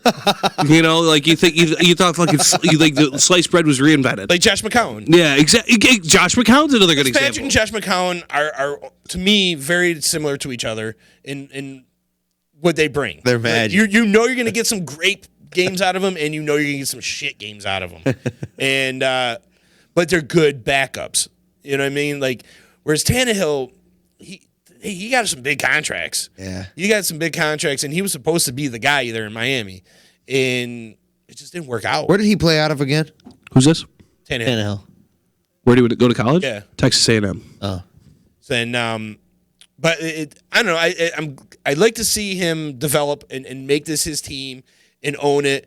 I don't feel like Mariota's done. Like I feel like Mariota is Tannehill at the Dolphins. Yeah, like he just for a while he came on, he played really well for in the beginning, and then he just kind of lost it. I feel like the team kind of moved past him. Mm-hmm. He needs to go back to a team, maybe sit on the bench for a little while, learn, and make. I think he goes somewhere else and hears a different voice. He'll be back. He's still young enough that he can actually redevelop and come back as a good player. I don't think he's completely done. So I'm kind of interested to see where Mariota goes. He's young. He's definitely young. I mean, same with Bortles. A team's going to get a good player behind Marcus Mariota. I agree. What's his name? He's sitting behind, in the Rams. Jared Goff. He's sitting behind Blake Bortles there. Yep. Another kind of sad song of somebody who had a chance. The only person who I've ever seen rush and pass for 80 yards in a playoff game and win it. Fucking asshole. But you got Blake Bortles over there. You got Mariota. I think the only guy out of his draft class that's still starting is Jameis Winston. So a lot of guys who are kind of burning out. I think it's almost the system of NFL that we're in, the system of football where you have calls coming from on the field, off the field, depending on what organization you're with. It's night and day comparison to college, where I think at one point, like in an antique style of football, back in the day, you'd see the transition a little bit more smoothly. You're now seeing it's jumping. Somebody that is in college and is a stud does not translate as well to the shittiest team in the NFL of top 5 pick. You know what I mean? By game 4 of his, fourth season, we're calling Mr. Trubisky a bust. Exactly. And then he comes out and he plays some really good games together, and they let him play the way he plays, and he starts playing better. And I just feel like we pull the plug on some of these young players way too early. Mm-hmm. I said that about... Sometimes it doesn't translate either to the NFL. That's something that, these Heisman Trophy winners. Yeah. Look at the... I mean, you watched the guys who were on stage the other day for... I don't know if you guys watched the Heisman Trophy or not, but they go through the classes and the active guys that were there, and it's like... So from the 2000s... Troy Smith, former quarterback at Ohio State, good and you. Eric Crouch, who we all remember, I think, from Nebraska. Tim Tebow, who's playing baseball. Johnny Manziel, who's playing who knows where. Yeah, who's playing with himself. There's a long list of guys that hey, yeah, even though you won the Heisman or you're the most dominant player in college football, sometimes it just doesn't work. It doesn't translate. It takes a special type of player to go play at the next level too. So you can be dominant in college. I mean, Lamar Jackson was a fiend in college when he was at Louisville. He used to score 7-8 touchdowns a game, rush for 300-400 yards sometimes. I'm exaggerating, but I also feel in today's media hungry world and like social media and everything, we kind of we hold these guys in comparison. Like, okay, so Mitch Trubisky and Sam Darnold's going to go through it too. They're being held to against guys like Patrick Mahomes and Jackson because you have to because Watson and guys that are just unbelievably good coming out of college that like normally doesn't happen. Yeah. You don't see guys like Patrick Mahomes every day. Sure, you don't see guys, and it's really almost like anybody. Sorry, go ahead. I'm just saying you don't see guys like the year before him was Watson blowing it up. Right. If Watson didn't get hurt that year, he was on pace to break every single record. And we just don't see that. And now we're holding these guys comparison to these amazing talents, and then I just don't think it's and fair. it's almost just like the rate at which we're seeing good players come through that you're seeing somebody like even Gardner Minshew had a few good games, and social media wants him to be the next Tom Brady, and they shove it down his throat. These guys are out there on social media watching, taking it all in. They get a little bit of a big head to them, and then before you know it, they're throwing 5 interceptions and they're getting benched. People don't remember Tom Brady. 199th overall, Ben Roethlisberger. These guys were they're game managers. They weren't blowing up 300-400 yards a game. I remember because I had them on my fantasy league and they were doing nothing. Ben Roethlisberger, the worst quarterback rating of any quarterback to win a Super Bowl. Did you know that? It was like 27%. That's only 27 because Rex points Grossman something. didn't win.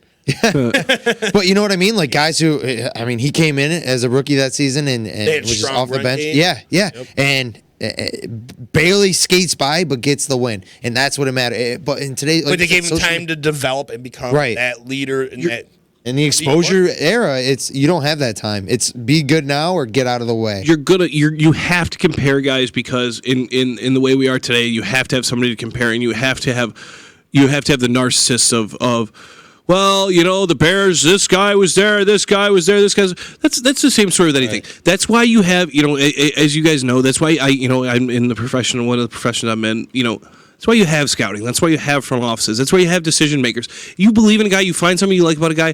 The front office in Chicago liked something about Mitchell Trubisky, liked a lot of things about Mitchell Trubisky, okay? And, to be honest with you, the other thing was, too, you have to, even though these guys are panning out now, okay, and it's all fucking roses and butterflies now. Deshaun Watson was coming off a knee injury in college. Okay, was very inaccurate in college, by the way. Okay, and you know what the worst thing about Deshaun Watson was? Vince played for Texas. Vince Young. Vince Young was the biggest problem because they kept comparing to Vince Young because the way he took control of the NCAA game and let him down for the championship, a la Vince Young, and came in highly touted, and they're like, well, he didn't really score well under Wonderlic. It's just headlines. Headlines. It's all fodder bullshit, and like you're comparing him to, and they did a lot, comparing him to Vince Young a lot, and during that time where he proved not to be that guy. He actually is, and I liked Vince Young. Well, it's like Vince Young was a great player. Similar to, with Lamar Jackson, too. Lamar Jackson's big year, I remember when he came to the Dome during his craze. Remember the sophomore year when people were all over him? Mm-hmm. So, obviously, you can't be drafted until after your junior year in college football. So, he didn't have a stellar junior year. All right? I don't know. He had he was awesome, okay? But he declined. So that's why it made sense to take him where he was taken. Lamar Jackson the year before, if he could have come out after his sophomore year, would have been the 1-1. Some team would have taken him with 1-1 first overall. But he slipped. The standard of opponent, teams start to think about that, look at it. It doesn't matter. You have to go out and beat who you want. Ben Roethlisberger went to Miami of Ohio. They played in the MAC, a shit conference. Okay, so. You have to take it's not just you taking a whole story. Don't just look what Lamar Jackson's doing now and what maybe the struggles Mitchell Trubisky's had. Look at the broader picture of what went on before before you start ridiculing these. And look at where Lamar Jackson is. Yeah, if he didn't fall so far, he would have gone to a team that really needed a quarterback, and it probably wouldn't let him play the way he's playing now. When you're a guy like John Harbaugh, you already had Flacco in your wheelhouse. You're like, I don't need Flacco. Let me see what I can do with this kid. And then you really completely change your whole offense to fit him and let him be the player he is.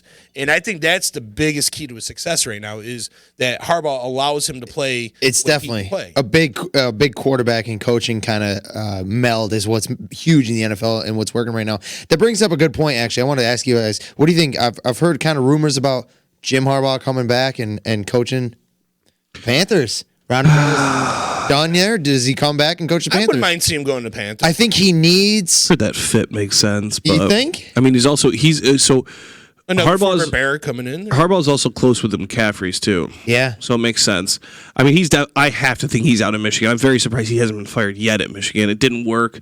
You can't beat Ohio, so that's the thing. I mean, if you can't beat Ohio State, you can't coach Michigan. You're out the door. Yeah. So, I mean, yeah, that makes a lot of sense. Harbaugh makes a lot of sense there.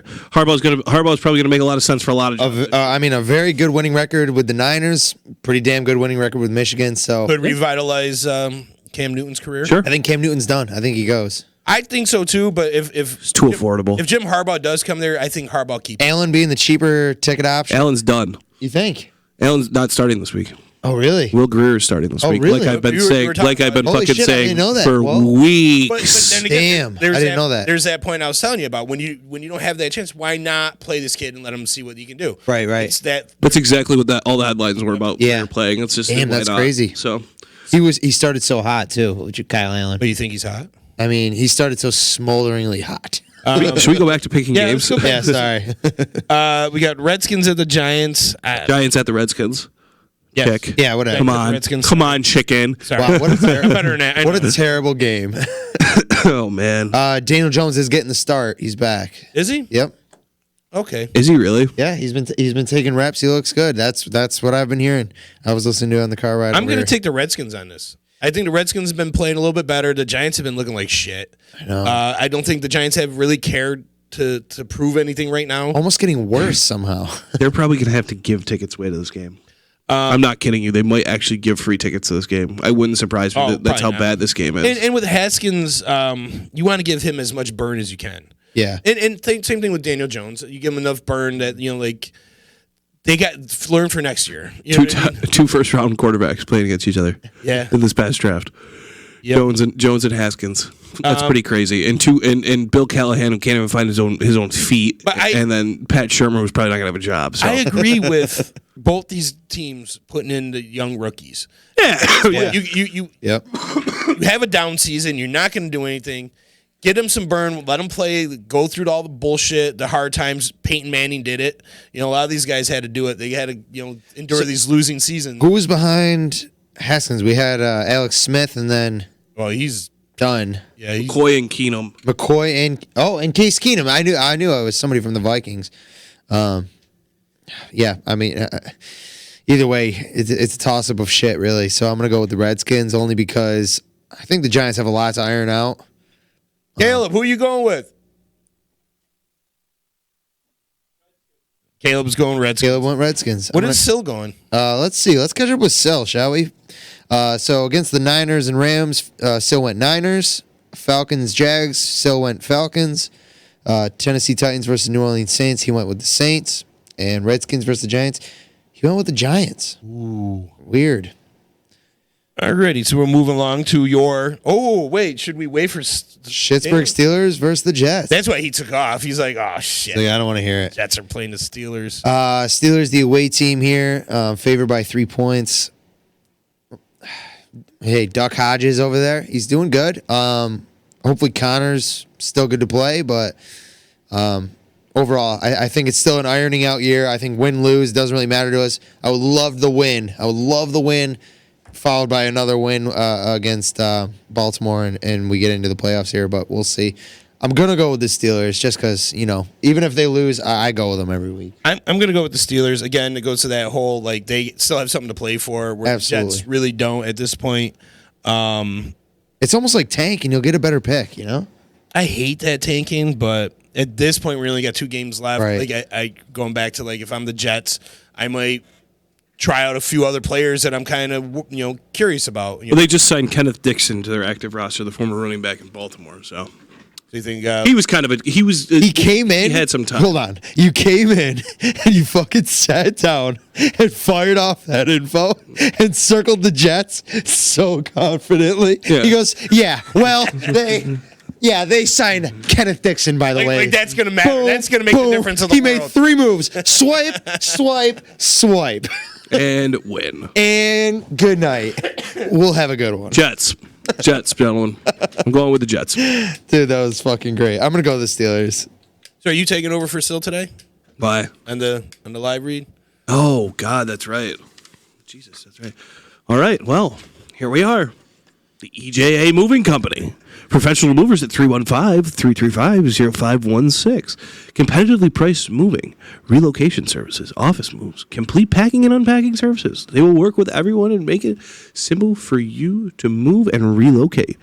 EJAmoving.com. EJA? EJAmoving.com. EJA. When it's time to relocate, have EJA Moving do all the work for you. You're listening to the D-Line. Oh, I had to get Still's voice in there a little bit. Yes. You didn't. Who are you taking? I'm going Steelers. All right. And John went Steelers as well. Go Jets, baby. Go Jets. I mean, like you said, we're trying to play spoiler this weekend. That's the only thing I can see with the Jets want to play spoiler and like kind of go out with a bang. But Yeah. okay, next we got the Miami Dolphins and the Cincinnati Bengals. Dolphins are at home. Bengals, this is a pick. Go figure. At least they don't have to play in Cincinnati. You know, I mean, hey, there's At one. least it's warm. Boys go down to South Beach for a few days, like from Cincinnati, kind of let loose a little bit, probably. So I wonder if this whole game will just be a walkthrough. Yeah, right. This is an exhibition game. I'm going with the Dolphins. I'm not impressed with Cincinnati, even though Andy Dalton's come back. The one good thing, the one thing that this brings, the good thing about this game. Here's the only thing I could talk to you about with this game, okay? Is that I have Tyler Boyd on my fantasy team as well, who, again, we are going to the championship game because why wouldn't we? And I need this, this week has worked perfect for matchup-wise for guys, my wide receivers, that like Miami's secondary, not that great. New Orleans against the Titans secondary, not that great. So my wide receivers should flourish this weekend. So that being said, playing Tyler Boyd and Daly this week too. So, but I'm going with Miami, and I think this could be. I kind of sketchy think this could be like a high-scoring game. Really? I don't know why. Yeah, I just think it could. I think it's going to be 10-17. They're both hot piles of shit. I think the Bengals are the hottest pile of shit, and I'm going to go with the Dolphins. I agree with you. I think the Bengals are a bigger pile of shit. The Dolphins, they strung some wins together midway through the season. Can we take a bet on what we think it's going to be? I said 10-17. What are you guys thinking? Write it down. 10-17. 38-35. Oh, no. You're going strong. I'm thinking 38-35. 23-15. Wrote that confidently. 0.3. 23. Oh, 23. I thought you said 0.3. 23-15. Okay, Dolphins. Sketchy 15. Okay. All right, 17-10. I said. Well, I'm interested to see this one next week. Let's stop talking about this game. Yeah. I know it's trash. All right, next one. Colts. Panthers and Colts. Yeah, Panthers visit the Colts. Colts favored by 7. The gas tank is on E in Indianapolis.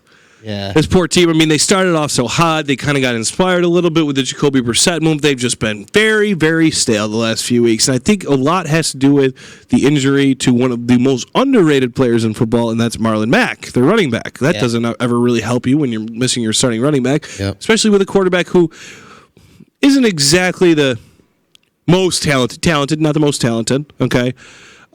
Tough spot for them. It almost just like for the Colts, it's almost like one of those things where it's not a totally disappointing year, but it's like you don't even really want to play this game. You started the year with Andrew Luck retiring. I mean, that's got to be a kick to the nuts right to start with, But the Panthers too. You're talking about stale teams. Panthers really getting stale, man, and a lot of issues. Well, they Kyle Allen, who's again started so hot, no interceptions, right? They kind of hung tight with Seattle. Yeah. Lost by 6 points. Right. Carolina, going to go with Will Grier this weekend. Will Grier was a highly touted quarterback in college. I've talked about him a couple times now. Very interesting, too. Will Grier is a hometown boy.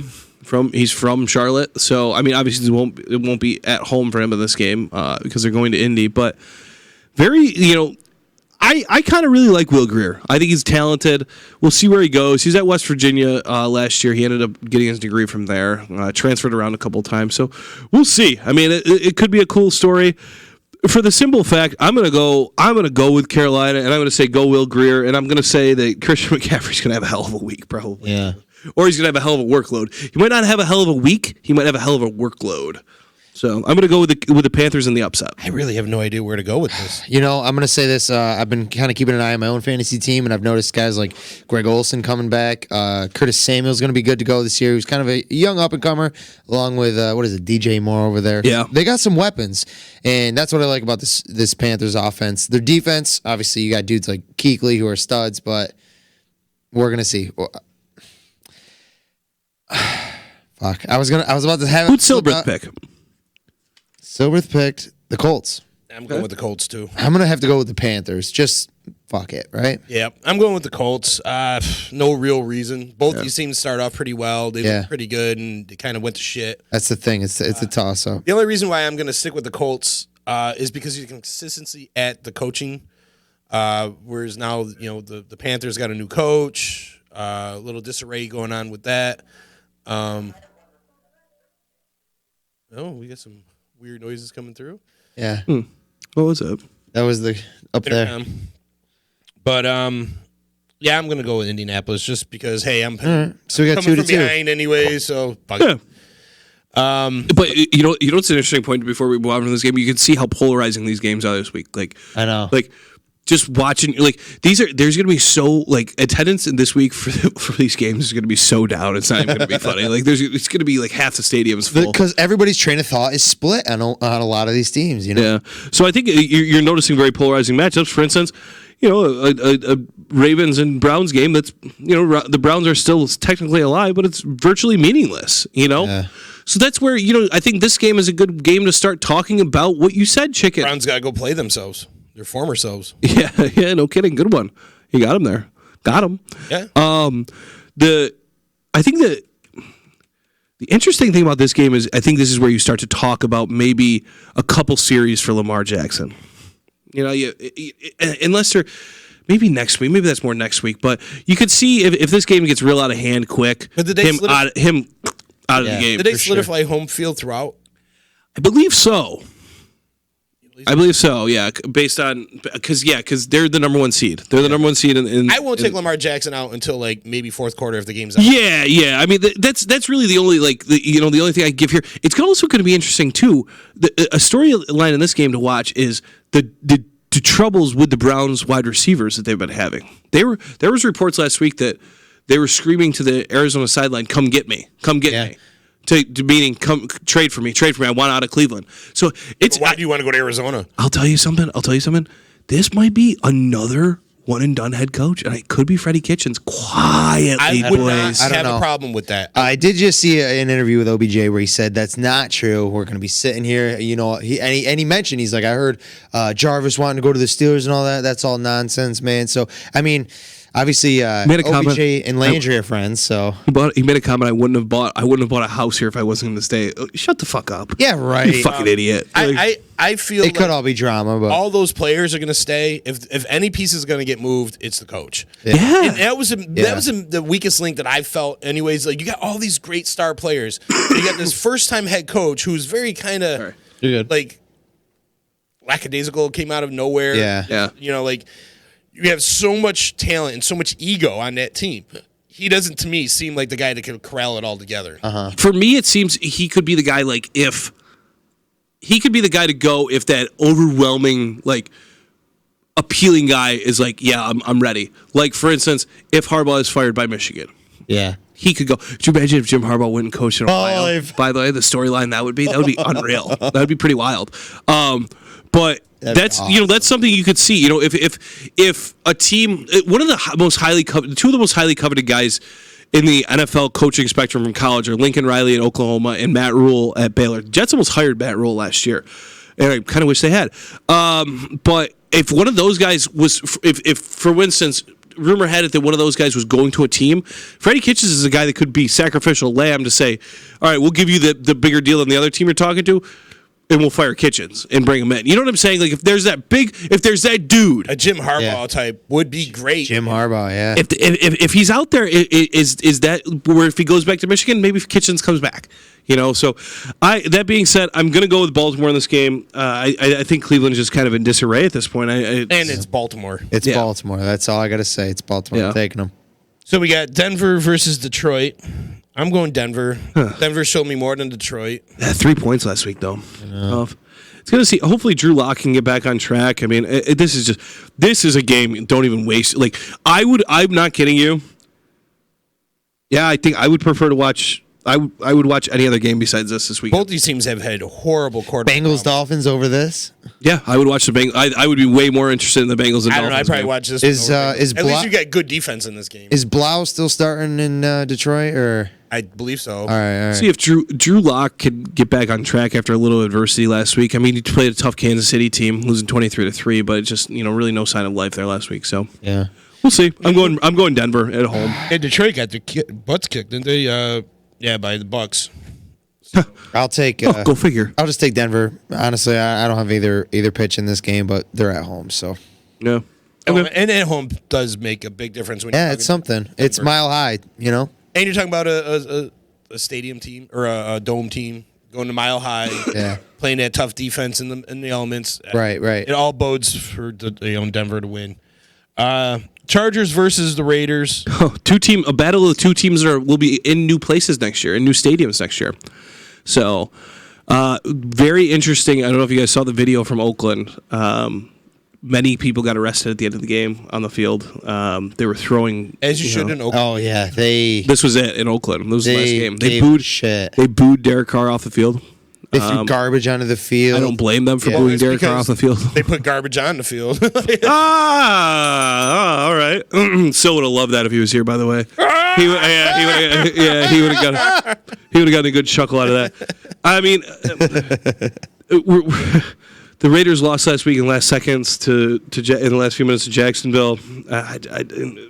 LA's puts up 10 points. I'm going to go with the Chargers. I mean, whatever. You can have this game too. Yeah, this game. Fuck this game. I'm going Raiders just because they're Raiders. Just so we have 2-2, I'm going to go Raiders too because Sil picked the Chargers.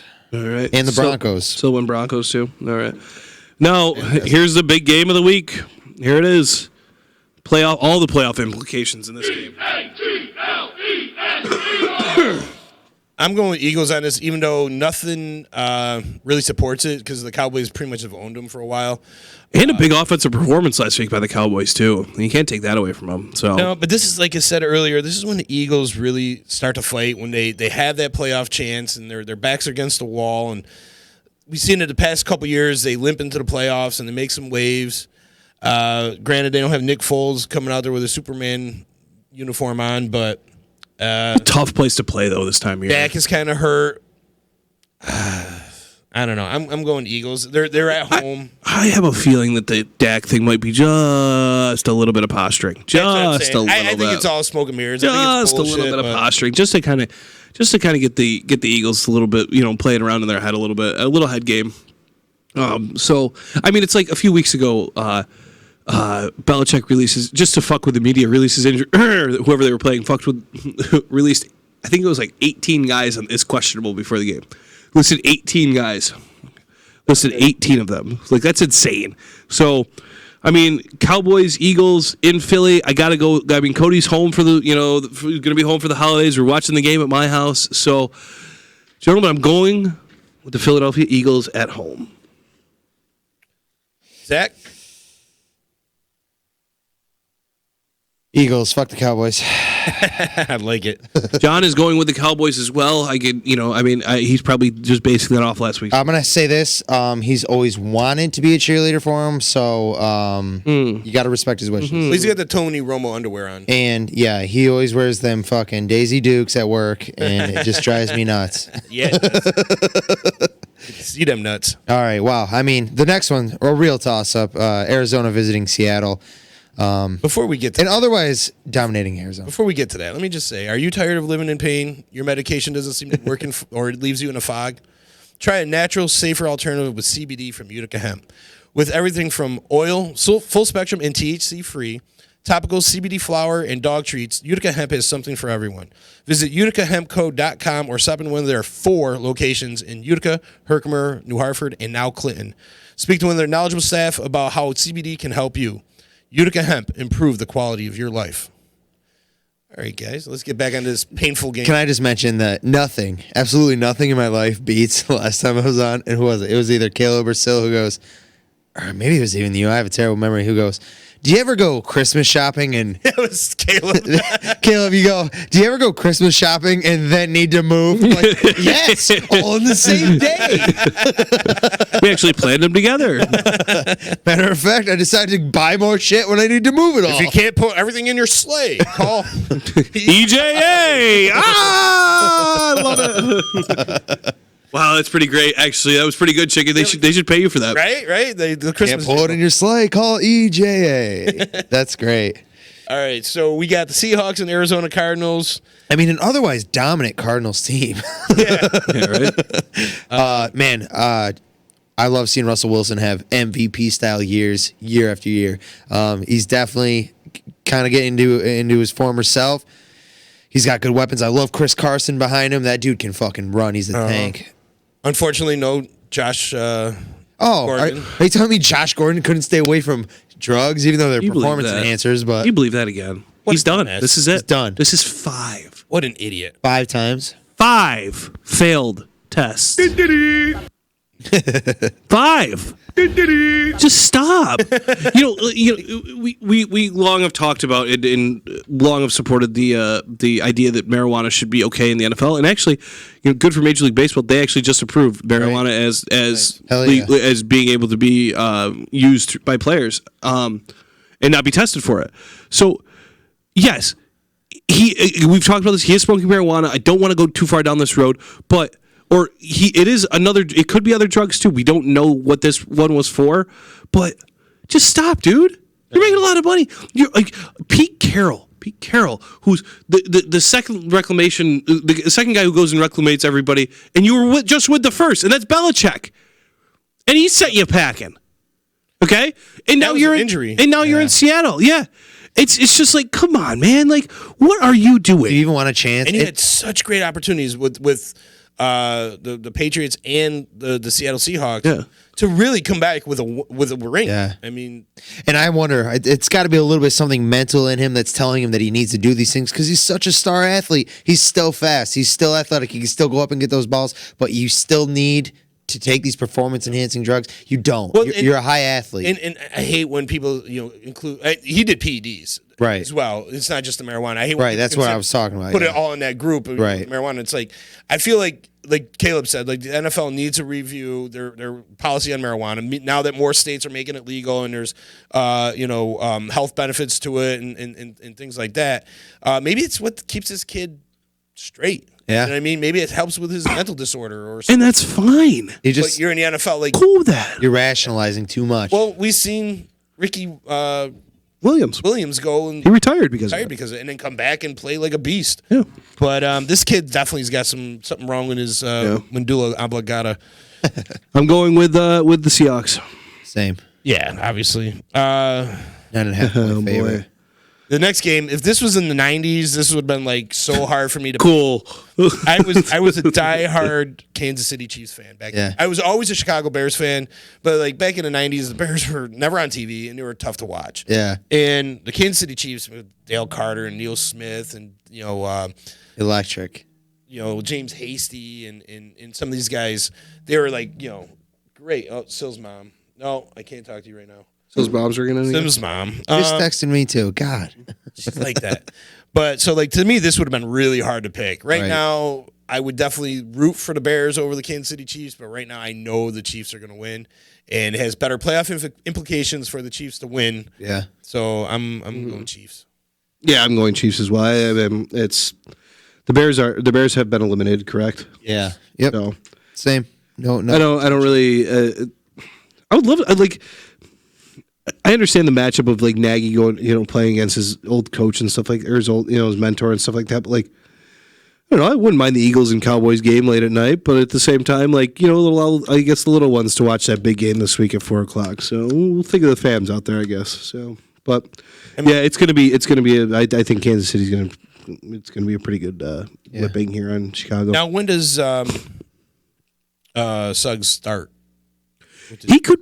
I think he would be eligible to play this week, but I don't think he would. I don't think so. I think you would kind of, if he's eligible to play and he's allowed to play, I think you work him in a few plays here and there. You put him on the 46 though. Does it make sense? The 46-man roster. I don't know if it's worth a spot, but who knows? Because can he play special teams? Is he going to play special teams? There's a great video of Josh Norman last week. He's not starting anymore. He's not even playing really in Washington. They demoted him to special teams, and he just stood there on a field goal block. Yeah, people were pissed. So. Really, it's not a good way to get. And I tell you, in special teams, man, that's where you can recreate your career or make your career. And we're looking at guys like Cordell Patterson. Yeah. No kidding. And who was the guy in New Orleans? Smith, was it? Or I remember that's the first time I seen Dale Carter. Who's the punt returner there? I don't know. First time I've seen Dale Carter. And Terrell Davis. First time I ever seen these guys was on a kick recovered. And they laid those dudes out. Yeah. And you're thinking Terrell Davis on kick, on special teams. Like, you would never think to see Terrell Davis on but he went out there and he balled his ass off. And if you're a guy like Josh Norman and you're on bad terms with coaching and you want to get a contract somewhere else, you don't do shit like that. Yeah. Especially when you already got franchise tagged by the Carolina Panthers and then pissed them off so bad that they rescinded the damn franchise tag. Right. Like you're kind of like on borrowed time here, buddy. Yeah, no kidding. Well, the Monday night game this week will be Another Green Bay Packers going playoff to game. Minnesota, dodging the snowflakes in the dome. Man, this was a tough one. I really wasn't sure I was going to go on this game, and I've been thinking about this for a little while. I'm going to go with Minnesota at home. That's simply it because they're at home. I mean, Rodgers' receiving core is very depleted right now, so we'll see where that goes. I'm also terrified to death of Aaron Jones, too. I mean, that guy just runs touchdown after touchdown in the end zone. He has to be leading the NFL in touchdowns. Mm-hmm. But I'm going to go Minnesota I think it could be a pretty commanding victory, too. I'm also going Minnesota. Yeah. I think that's because I'd rather see them beat Green Bay at this point, but Green Bay is very suspect.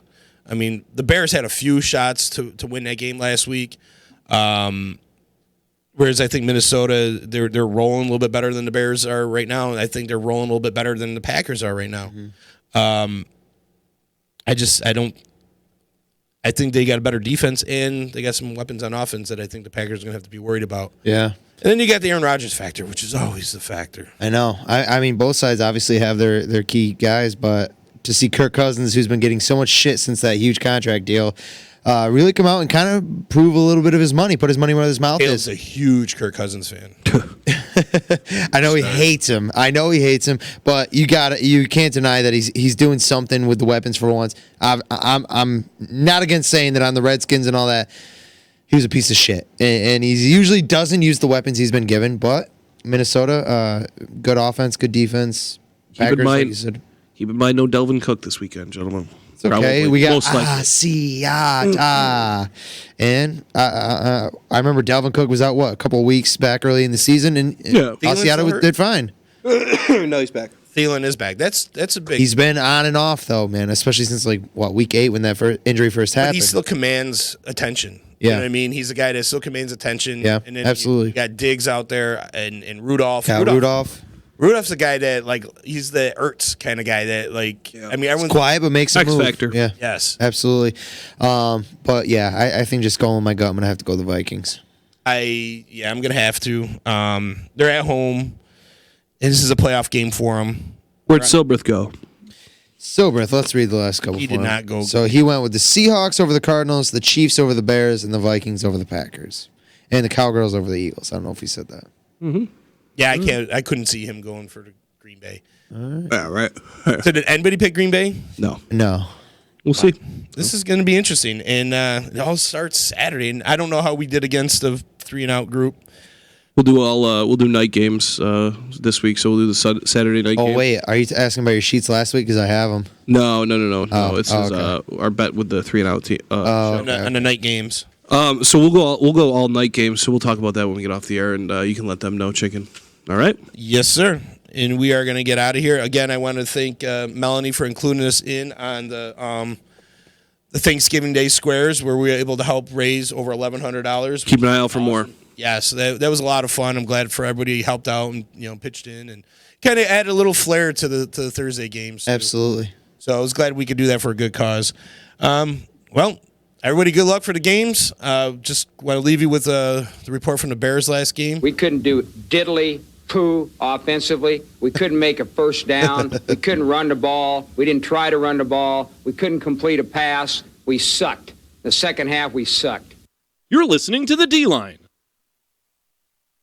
So you just bought your dream home, and now it's time to move. Let's face it, nobody likes to move. All the packing, unpacking, lifting, upstairs, downstairs, and broking everything, including your back. Let the professionals at EJA Moving Company take all the stress and pain out of your move. Competitively priced moving, relocation services, office moves, and complete packing and unpacking services. They work with everybody to make it simple and easy for you to move and relocate. Call EJA Moving Company at 315-335-0516. When it's time to relocate, have EJA Moving do all the work for you. Hit them up online, ejamoving.com. Hey, Disruption Network. This is Mike Sacco, the general manager at Nye Volkswagen of Rome. If you don't know me by name, it's only because you have not received the best deal. There's only one reason to leave Utica, and that's to come see me in Rome and get the best deal on your next new, pre-owned, or certified VW. Mention that you heard this ad from Disruption Network and receive $250 off your next vehicle purchase. You'll know why our customers say,